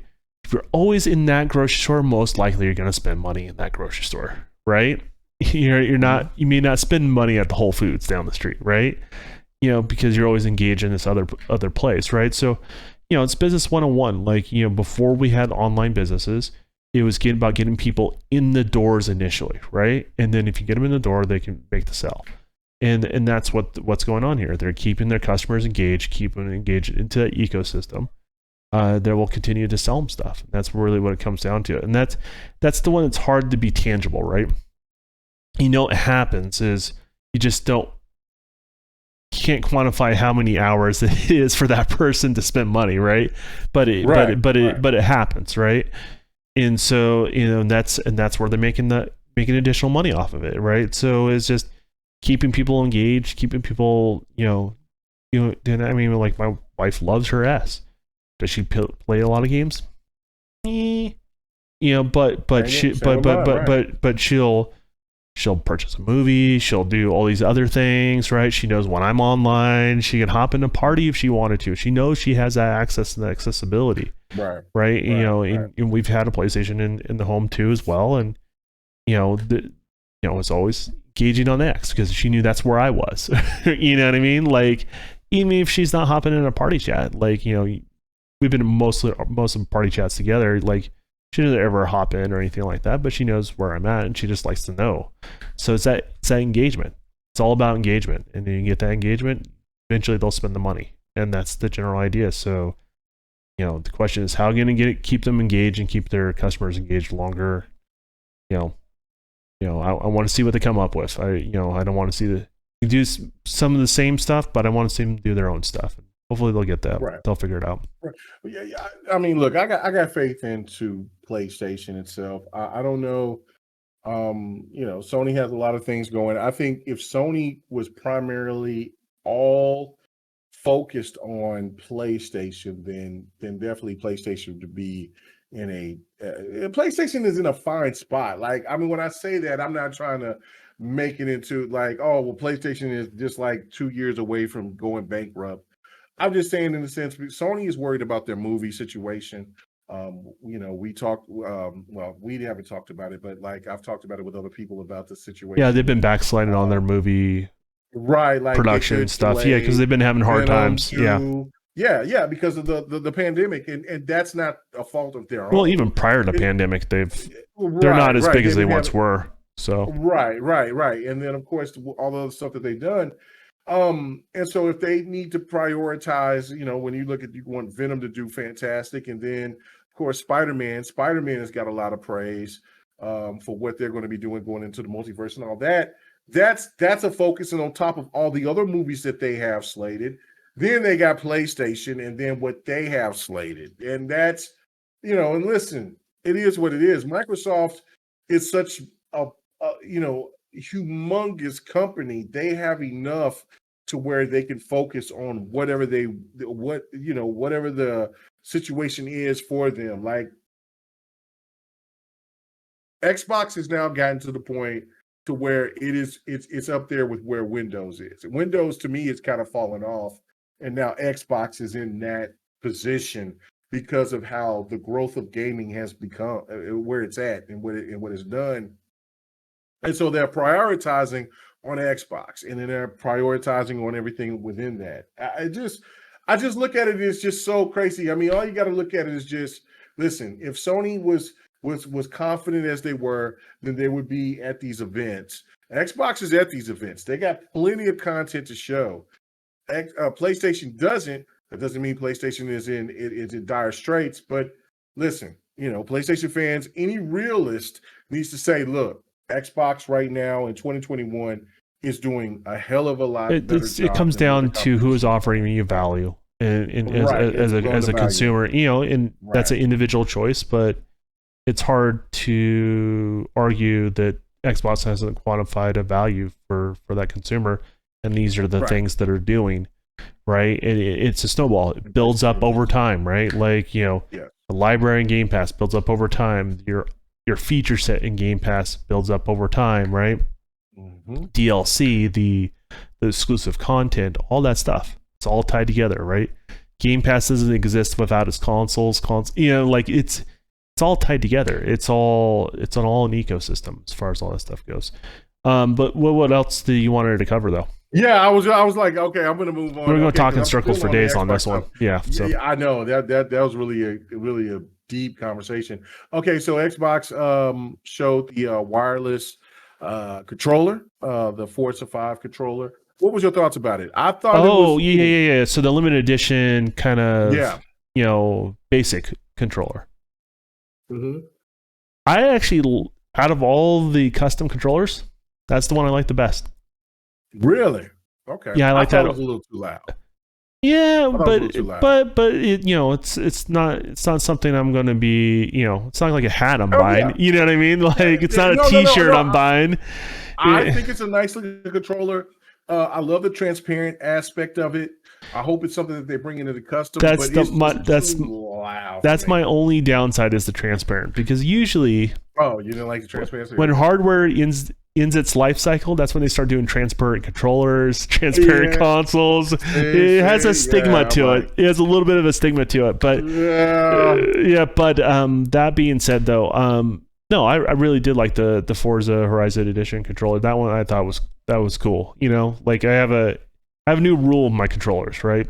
Controllers, they don't last long in my hands. I should say that, right? Yeah, you got hands like bricks. Yeah, so what I do is if there's a custom controller I want to get, I'll use it until the analog sticks don't work no more, and then I'll take that controller and I'll hang it up on the wall, right? Like as a trophy. As you finish it off, I move on to the next custom controller I like. You know what I mean? So that's kind of where I've gone. So I'll probably pick up one of those. Oh, okay. All right. Well, that's cool. I myself, too loud. I think it's a cool looking controller. Not something that it's not something that I care about too much. I like I like that they're bringing these custom controllers because they're cool. But it's not something that it's just too loud for me. And then like I was bringing up the transparency. Yeah, I'm not a fan of that. I'm not a fan of the transparency portion. It's only one small portion of it, but it's still, that's the one knock I will say on it. No, I'm not the biggest fan of it, but so my goodness, if you want to compare, my daughter just walked in the room. Yeah, so I thought you said you wasn't going to come in here till this weekend. You just couldn't. You just. Oh, you and your brother. Is your brother here? No, he's 15 minutes. Oh, okay. So, but he's coming over here. Why y'all coming over here? Because it's my birthday? I don't care about that. I'm doing my podcast anyway. So, no, it's all good. It's all good. We'll have a seat. Here's the chair right there. How you doing, girl? Oh, yeah, they can see you on the camera. How you doing? Anyway. All right. So, did you see my daughter just pop into the screen? That was your daughter? That's my daughter, yeah. Oh, okay. Yeah. I've seen pictures of your daughter. I didn't think that was your daughter, though. Yeah, my daughter is 22. I remember your age. I was just saying, it just make me feel older. And my son is 27. He'll be 28 in February. So, yeah, I had him young. Yeah, we have to get him out of the way, right? Yeah, get him out of the way. I ain't got to worry about anything else. No child support, none of that garbage. We good. Anyway, all right, so I guess my kids is coming to come visit me. I love my kids. I love them to death. So thank you very much. And y'all tried to surprise me on my birthday. They want to come see the old man. So I'm not mad at that. Anyway, so let's get I do need to talk about some other stuff that happened, and then we'll get to we'll talk about the other controller. The Halo controller. Since we're talking about controllers. What did you think about the Halo Infinite controller? What did you think about it? What did it look like to you? It's the Elite too. Yeah, it's the newest version of the Elite. I mean, it's kind of more or less what I expected, if that makes any sense, for as far as like a Master Chief like edition style controller. In regards to that, and I'm not a big fan of Elite controllers anymore. Like I want to like them, but I've had nothing but crappy luck with them. Me too. And I just can't, I can't get excited about something that I know just gonna not stand the test of time. You know, like what is it? I had 4 Elite controllers. They all went bad on me. You can open the door. I'm sorry, I was talking about Yeah, no, you're fine. No, as I said, I have 4 Elite controllers and they all went bad on me. And I had to pay out of pocket. Right, like that's the thing for me. That's like that's a Series X console. You know what I mean? Yeah. Like that's ridiculous. Now I got to worry about Briggs. Okay, Briggs laying down. He's good. Okay. Because I thought he was gonna come in here and go woo woo woo woo and all that. Well, giving you a pass. It's your birthday, man. Yeah, it's my birthday. You know what I'm saying? So yeah, but Briggs over here, he just want to be loved. He want to see his brother, and sister. You know, it's crazy how you call your animals like your kids now. Well, they act like your kids. He's a 55 pound kid. Anyway, so yeah, it's like that's the thing for me is that like, look, I bought 3 Elite Ones, and you know we're talking about 2 times $150, and then the other time I got one for for like 89 because I had rewards points. Okay, and then you had some cash money. I had some cash money at GameStop, and that one is still, it works, it's functional, but then the bumper still came off, and that's the Elite one. And listen, when I went to E3 and I felt the Elite 2, it feels absolutely stupendous. It was one of the best controllers I ever touched in my entire life. But then I just said, listen, I gotta find out. I'm going to wait until how other people feel about that controller. Like, is it going to be like if Don, if Don says that controller lasts him 3 months, I can't trust it, man. I can't roll the dice of it, man. I can't roll the dice. Said, he bought 2 of them. I'm like, I just can't. I can't. Have they held up for him? Fred said he bought 2. Are they working? Yeah, and Pred got them soft ass fingers. You know what I'm saying? I know he's sponsored by Johnson & Johnson. I got you. Yeah. So I mean, I know he ain't supposed to be breaking no controllers, but so that to me is like, listen, you got to make these controllers a little bit more durable. Put them through those machines 3 or 4 more cycles before you release those, because there's no doubt that their controllers are some of the best ever made. When they work, but there's nothing comes close. Nothing comes close. Yeah. It feels like every other platform provider, and even within Xbox, they're like several generations behind compared to their Elites when they work. Right. But that's the problem. Right. It's when they work. And so I can't trust it, man. I spent too much money. I just can't continue to support something that is just high risk like that. You know what I mean? Yeah, and that's why I think put it this way: I've had better lucks with the Xbox 360 than I have ever had over an Elite controller. The Xbox 360 controller is a tank. No, I'm just saying, the system. So my Xbox 360 systems have held up better than Elite controllers. So I mean, let's just put it that way, and can't get around that, man. I just can't get around it. I want to. I really want to, but I just can't justify it. Oh my goodness, yeah, that's crazy to me. Like it's one of those things to me. It's like, look, I think, like you said, the controller is the best that's I've ever experienced. It's just that, listen, they gotta have. I expect. Look, you give me 6 months. If you can guarantee me 6 months of gameplay, I'll buy them from here on out, because there's that high quality. It's just that, like, look, I know I can play some games for a long period of time, but once I see things popping off from the bumper or whatever, listen, I don't. But that's also with warranty. My thing is, even if I had it, like, I'd be even nervous to use it. You know what I mean? Like, it's kind of like, is it gonna break? Like it'll just sit there. Like, yeah, I don't know. And the Series X and the Series S and the Series X controller is so high quality. I'm like, I don't. As far as a base controller, it's good, but it's still not an Elite. Like, I'm not gonna put it on that level. Elite, but as far as reliability, are amazing. Yeah, as far as reliability, they're solid. So yeah, they're really solid. All right, okay, so before we get into the last parts, I do want to mention the Dying Light trailer that they showed, which was really cool. Okay, That was cool. Psychonauts.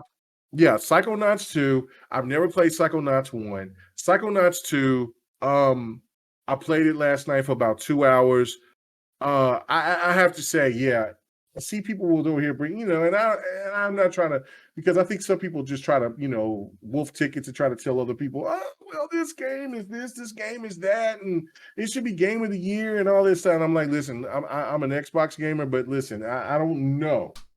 And so I played it, but the uniqueness and what the game presents to you is so different than anything else that I've played. So the charm of the game is really, really, really cool. And then, of course, graphically, like, it's two different dimensions. Like, you got Ratchet and Clank, which looks like a Pixar movie. But then when you have this game, it looks like something from Tim Burton. Yeah, that's probably a good way of describing it. Right. So it's like, graphically, you're looking at this and like saying, damn, this looks good. It looks great. But then, if it's according to how some people will perceive it, and they'll look at it and they'll say, oh, wow, this, the Tim Burton game. Is it one of those graphical games you have to play it in front of you yourself to get sucked into it? Right. Like some games just don't translate well with a stream or anything like that. No. Gotcha. Right, because you won't respect it like you would if you watch Ratchet and Clank, because it is so in your face graphically of how beautiful that game looks. But then when you're looking at it and you're looking at this little skinny leg, skinny arm female character with a big chin, and she looks, you know what I'm saying? Just different dimensions of how that character looks. And then like you got this little fat guy that's running around and stuff like that. It's like, okay, this is Ratchet and Clank cute, but it has a different vibe to it. That's what I'm saying. It's so much like on the same realm of Tim Burton.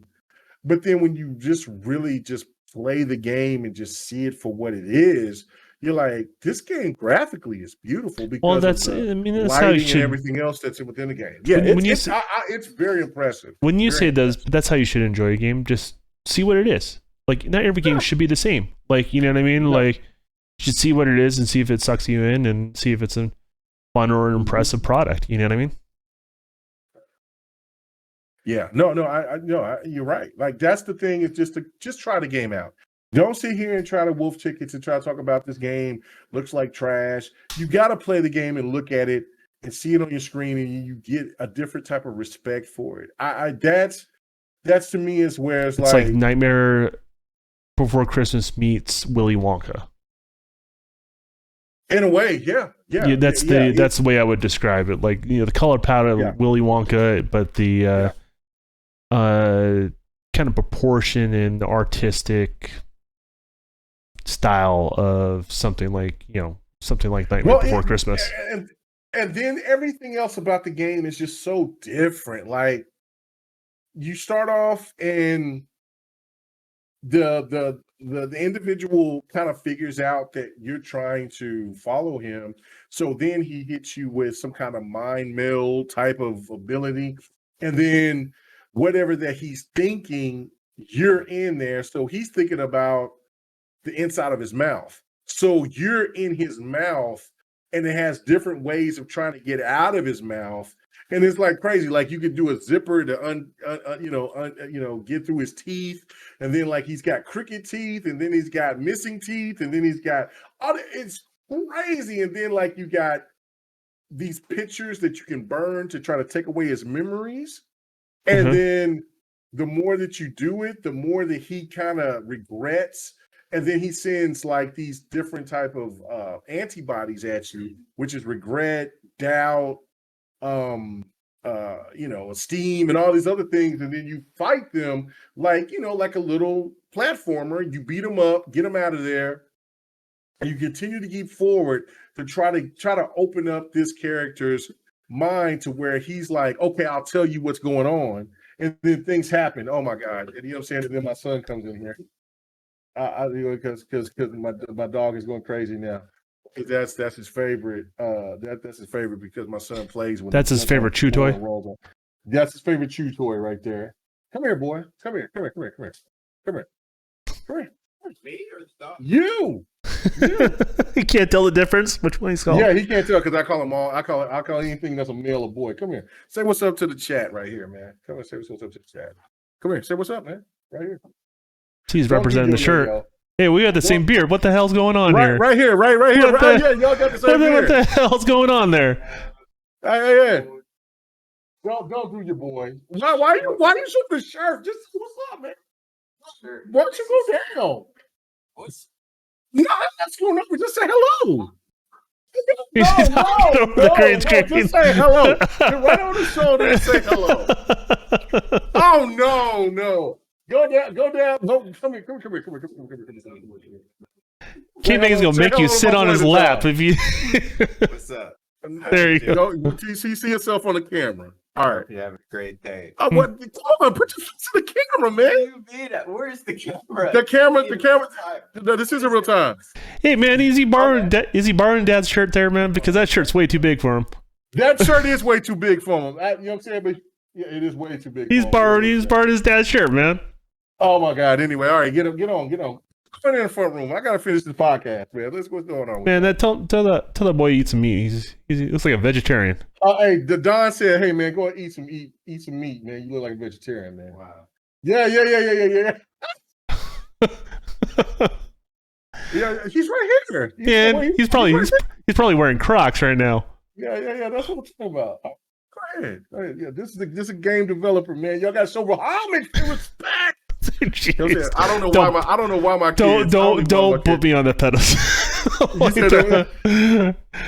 No, he's over here just talking. He's not.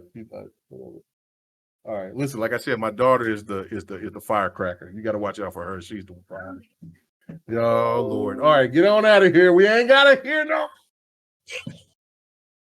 Anyway, and take the dog with you. I'll be in there. Go talk to Mandy. I bet Briggs. Close my door. I bet Briggs can fill in that shirt better. Close.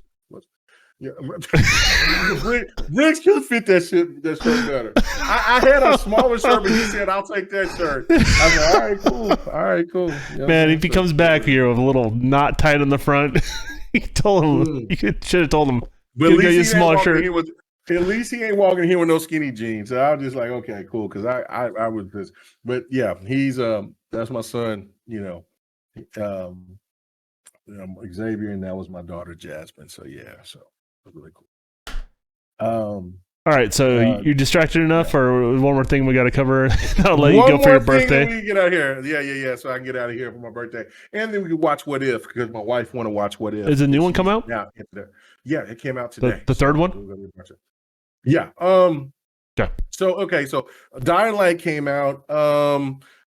Flight Simulator has races. It now haters can call it officially a game now. Wait. People weren't calling it a game before. No, they weren't calling it a game. They were just calling it a simulator. Right. Which, I mean, Gran Turismo calls itself a simulator, but so, that's okay. So they're trying to downplay it, or they're trying to put? Yeah, they were trying to downplay it. What's the game? Yeah, man, you know your insult's not working when we can't figure it out. Anyways, keep going. Right. One of my favorite games, Wasteland 3, has another DLC. Which that one looked interesting. Yeah, that was like a little top-down view, kind of dungeon crawl. That's the way they described it. Yeah, no, I mean that's how Wasteland 3 looks. Yeah, but they're doing it with this cold, and it's crazy. Listen, I'm telling you, Don. Even if you couldn't graphically, it's not the most prettiest game, but Wasteland 3's writing is so conceptually it looked good. Oh, and it's so amazing. So amazing. That's why I couldn't. I no lifed it, and I couldn't. I had to beat it. So I have to go back and I have to do that, but not at this present time because I said I got my little. I got things that I got right now in my rotation.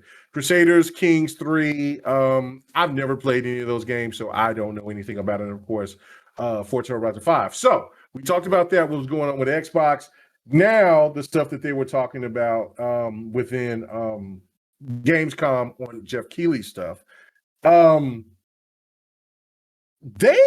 This show was amazing to me. I thought that this was Jeff Keighley's best showing. It was crazy because they gave the Xbox and I think that's where, so there's a lot of stuff that we can dive into, but of course, what I'm saying, I gotta get, I'm gonna get it with my kids. But the one thing too is that I thought that was really, really interesting is that they showed Saints Row because there was a rumor about the reboot. The reboot came out, it looked fantastic. I heard people so they showed it off about it. I haven't seen that yet. They showed the trailer and then they showed gameplay within it, and then looks really good. Listen, if anybody doesn't remember, Saints Row kind of pushed Grand Theft Auto to go the direction that they went, because Saints Row 1 and 2 was so intense, so good, story driven. The gangster aspect of it was so right, and of course you created your character and all that. Well, weren't they a direct competitor with Gran Turismo for the longest time? Not Gran Turismo, but I'm sorry, Grand Theft Auto. Right. And then they kind of did their weird departure. Is this more true to form? Yes. What they're going? It's back to being normal. Less funny. Goofy. Less goofy with all the alien and all that stuff. They're going back to the gangster stuff. So Suicide Squad 1, not 2. Right. That's why I describe it. There'll be people that'll be upset with me for saying that, like Suicide Squad 2, because I'm not the biggest fan of Suicide Squad 2. But Suicide Squad, not as goofy and more back to the traditional, but still having the fun of what people remembered from what they showed. So now that's what they showed. And then of course there was tons of the games. Halo finally got their date, which is December 8th. It's off by 2 weeks from what I said, which was the 23rd. And there was a lot of people complaining about it. And why? Because it was too far out? Saying that December is that Halo is in a position to where it's so where the campaign is so bad that they're scared to put it up against the game of the year, and that they're just throwing it out there. And I understand the want the game to be out before Christmas. But yeah, I mean, I'm all about giving them as much time as they need. I mean, honestly, before we knew all the details, I would have been totally okay with them postponing it until early next year, right? Just to have the features that I wanted in the product. So it seems like it's going to be a short first season, if you really think about it, right? So it's not, because they're saying January, February. They're going to have February, 3 months, So that's really not, it's like barely 3 months, you know what I mean? Like February, March, at the most March, right? So it would be interesting. I mean, I do question, the stuff we played was good, right? It wasn't bad. It wasn't my favorite Halo stuff, I'll openly admit, but it wasn't like Halo 3 bad. You know what I mean? So I wasn't rewinding the clock that far back, you know what I mean? And they at least were doing something new with just, what we played with Infinite. But I don't know, going forward, I do kind of question when co-op was on track this time last year for a 2020 release, and now we're here 2021, a whole year later, and we're not ready. Makes me question. Like it doesn't mean I know things, right? Like it could be like all this stuff got to get overhauled because it wasn't up to par to what they wanted it to be. That's fine, and that just got postponed. But basically, we backpedaled on a feature set, so that makes me kind of curious of what's going on. And to be honest with you, Halo's always released in controversy. All Halos have, even the Bungie days, right? So that pressure sometimes creates better games. So it could be problems, could be not. I don't think the campaign's shorter like other people are saying or anything like that. I've seen some silly There's rumors not out been there. a short Halo campaign since it started. No, I don't see this being short or anything like that. Yeah, if anything, the main say Beeline campaign, I would imagine it's actually a little bit longer, and I would imagine the side missions will add a lot of fat to the product too as well. So we'll see how it all goes, though. We'll see how it all pans out. Yeah, I totally agree. I'm not mad about the lineup. Look, listen, this is my thing to it too. I was going to make a video, but of course, I'm not really into doing the video thing like I used to back in the days. I rather podcast or stream now. But for me, this is how I look at it: is that maybe Xbox is setting a precedent. Like, listen, I understand that it's an inconvenience for people like you and others about the co-op, about the online co-op. I totally get it.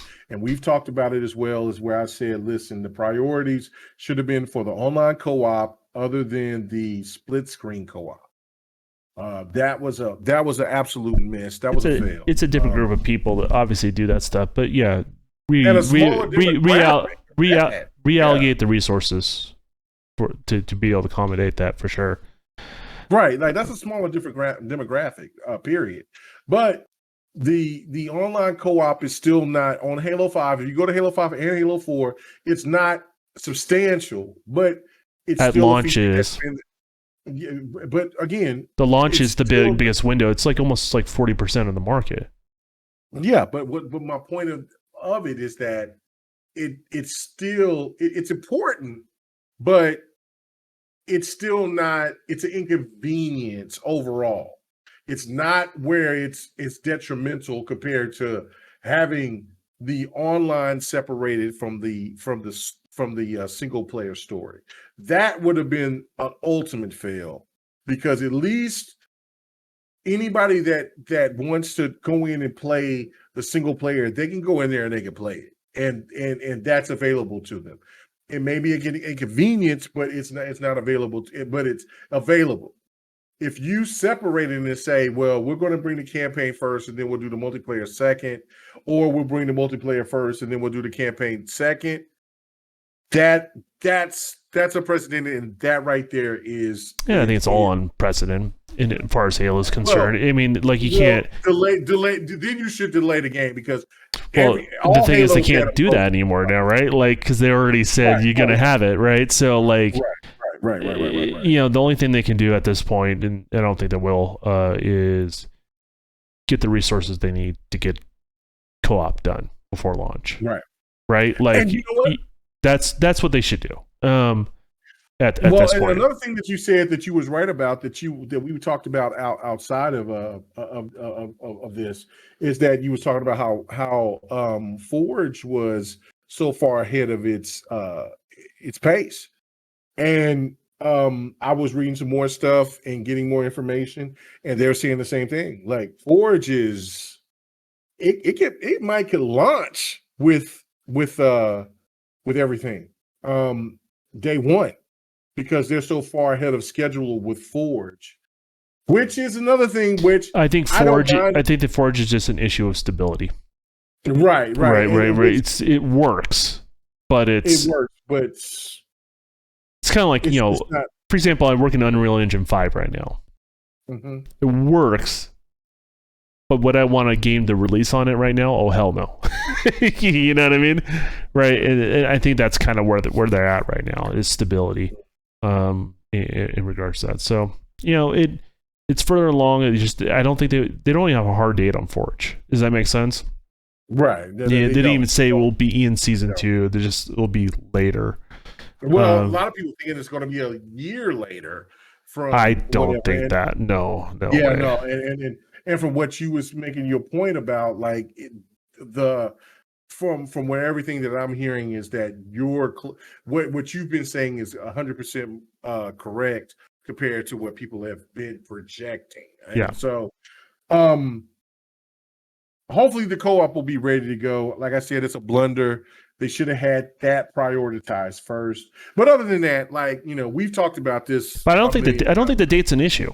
Like, back to No. the subject at People hand. are having a problem with the date. They're saying that As somebody that has from the VGAs. as somebody has multiple problems with Infinite art direction, no co-op at launch, right? Understand not having Forge, but I would prefer Forge to be there because it was a misstep on 5, and they did get critiqued on that as well. The December 8th date does not bother me at all. It could be December 22nd. I don't care. You know what I mean? Like, at this point, what they gotta do is they gotta deliver on what they promised at this point, right? They can't pull back on any of the promises and deliver on those things. Or if not, do even better. You know what I mean? In regards to that, maybe offer some of the features they thought they were going to be in second season, in regards to that. So that's the thing I'm looking at there. How much more Halo news drops do you think we're going to get? They'll drop another beta, which I think 2 more betas. I think 2 more betas before launch. And then if they drop those, and if there's just as good as what we've got from the previous beta, it's going to be great. Especially, they definitely need to add the enhancements to the PvP because the PvP was off for sure. But other than that, everything else of what they showed and what we played was absolutely fun as hell. And then that's all they need to do. As long as they do the betas and the betas run and perform better than the previous one, it's all good. And then what they showed today was the online free-to-play trailer.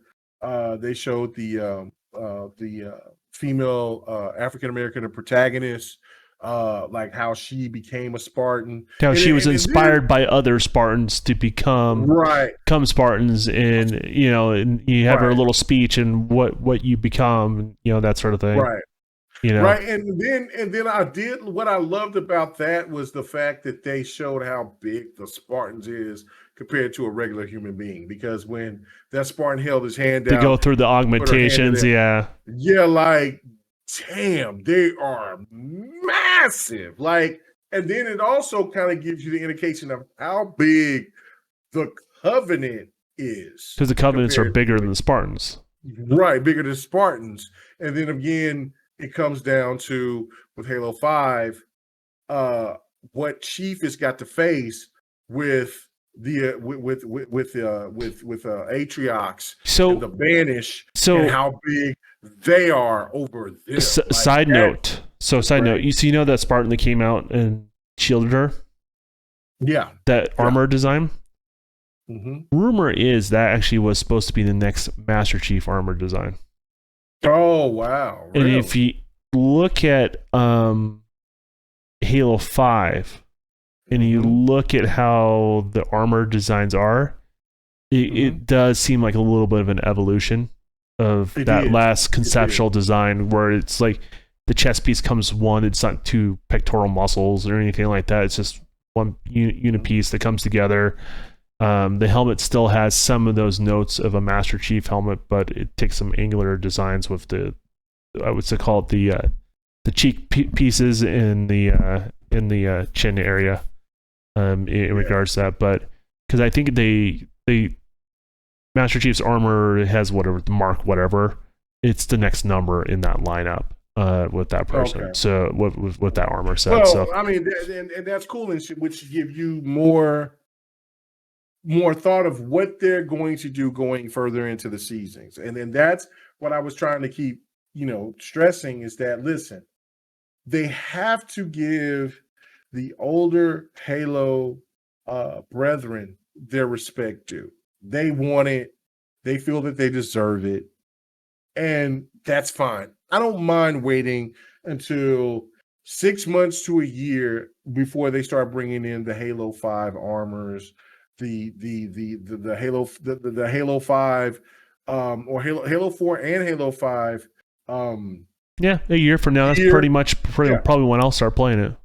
Right. Well, Well, to be honest with you, because of the co-op and everything else, like at that point, and then the accessories, and then of course we was learning more about the thrusts and things about that, about what they implemented, what they could or could not implement, and so that to me is like I'm saying, listen, this is for them to start this first year, especially the first season or the first 2 seasons, and I'm fine with that as long as they get to what Halo should always be, and that is every Halo from 1 to 5.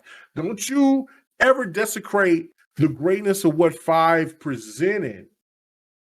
Just because these guys, just because these certain individuals don't like 5, don't mean that you have to separate, because there are millions, and I say this again, millions upon millions of people that purchased and supported Halo 5. And so therefore, if you want to bring that later, I'm not mad about that.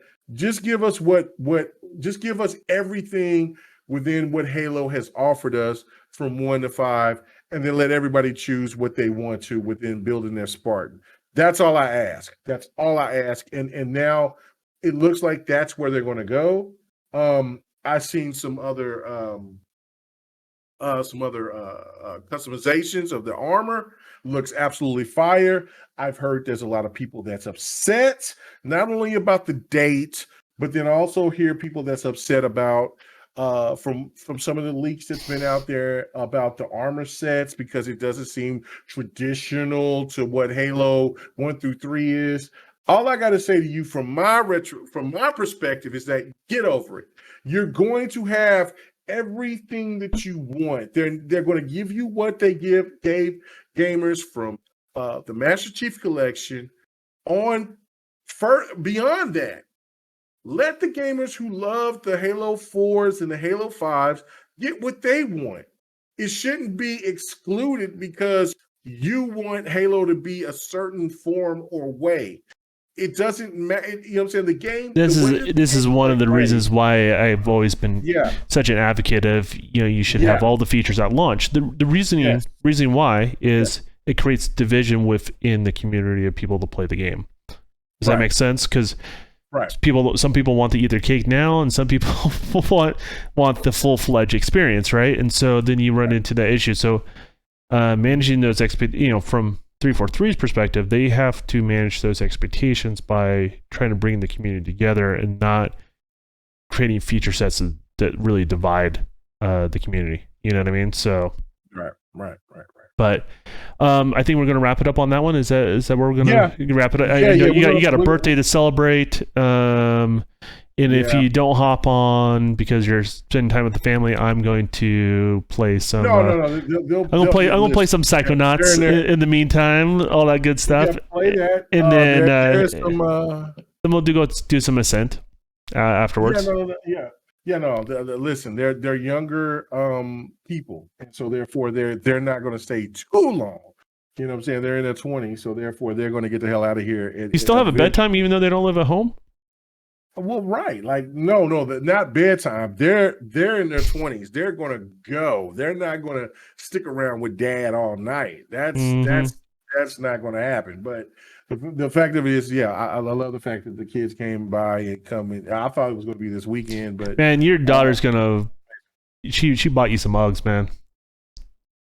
Some Uggs. Where did that come from? Yeah, that's what she got you for birthday, man. She got you some Uggs. Oh my goodness. Anyway, so it's great. I am going to watch What If. They're going to have to sit there and watch that. You know what I'm saying? Because me and the wife enjoy that, so they're just going to have to watch it with us. So other than that, man, thank you. I thought that Jeff Keighley's show overall was a lot better than the Xbox show. I thought this was one of Jeff Keighley's best shows. I'm a little confused about him showing Death Stranding, a game from last year, getting the last scene when there were so many other games that was presented that were new. not getting that last part, but it is what it is. We know that Jeff Keighley loves Kojima, and he wants to help promote the director's cut for that game. Hey, KMEGA, And- you're a good friend of mine, but I'm never gonna have your project be my last project. If I was doing that, you know what I mean? Right. It's whatever Listen, shows the best, man. It's nothing personal. Roof. But no, it was a good show. They showed a lot of great games. Scorn. We found out that Scorn was going to be coming out here. So they showed Crossfire X. That looks cool. That was great. But it looks really good. Listen, Call of Duty Vanguard. It looks fantastic. This is something that I'm going to be talking about on GRG. It's so embarrassing to see people talk out of pocket when they don't even know the history about World War II. I love the fact of what they did with it. It looks good. I thought it was going to be more like a band of brothers, but what it seems like they're going to do is do stories like what the Battlefield 1 and Battlefield 2 did. And there were so many people that Independent story. Battlefield, independent stories. And to me, it's kind of like, okay, so if COD players brag about this, why you can do this about the same thing that what Battlefield did. But that's another discussion for another time. We talked enough. All right, guys. Don, where can they find you at? Well, where can they find me? Is that what you said? Yeah. Where can they find you at, brother? At the Don_KTR. And I think she has something to say about where they can find you. Twitter. At KMEGA4. There you go. Oh, yeah. Follow us on Twitter. Whatever we're doing will be listed there. In regards to that, KMEGA will be on next podcast tomorrow, right? Yeah, tomorrow tomorrow night at 7 p.m. Yeah. Apologies for Xbot not having a female voice actor, but we could always get Bot's voice. And if anybody is intrigued to hear a 13-year-old, 40-some-year-old man, I should say a 40-year-old man sound like a 13-year-old, we can always get his voice to promote his channel. Shout out that guy, right? that guy. That guy. But I'll be on next podcast tomorrow night at 7 p.m. Central, and GRG will be live. I think we finally got it fixed. Friday night, 8 p.m.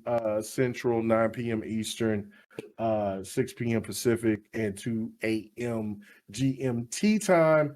And then here, and I guess hopefully by tomorrow, that I can go ahead and I can put up the Dev and the Gamer up on Podbeam, and then we could be on Spotify, iHeartRadio, all that, so you can listen to us anywhere. So, and a new exciting announcement: merch. Ooh, Merch is a thing now. So the way if you want to support both me or Mega, we're going to have our own individual merch stores. Merch purchase on my store will go towards me. Merch on KMEGA store will go to them. And the whole thing is we want to maintain our friendship, right? So it never becomes about all that other stuff. So, so KMEGA is going to have a merch store soon. When are you thinking going to have yours? Whenever I get I got some of the information, but when I'll get it up by next week. Let me know if you need help. I'll help you out on that. And in the meantime, my merch store is up. You can find it on the Twitch channel if you're watching it live, or post on the Twitch channel. And hopefully I can help Mega get his merch store before we get Devin the Gamer up on YouTube. That way you can have links to there. The Dawn products are going to be on there as of right now, and then the Devin the Gamer merch store, there's 2 designs that are floating around, maybe 3 by the time you see this. So that's a new thing. Merch is one of those new things, and we're going to continue to add to it. So the Shut Up edition is going to be popular, I think. The Shut Up edition is going to be happening hopefully by this weekend. I'll have that all finalized. Yes, have a couple Shut different Up edition, of course. But that being said, thanks for everyone tuning in and all that good stuff. And not next Tuesday, but the following Tuesday, we'll be back online and we'll get our act together. So it'll be all good. Yeah, we'll be a lot earlier because there ain't going to be any shows or anything that we're. Yeah, and then we'll send out a bat single, so it's not like last minute that you guys are finding out about it, right? We'll send out advertisements when we're going to be live again. So that way, it's no more guesswork, and we'll have you up and going in a little bit.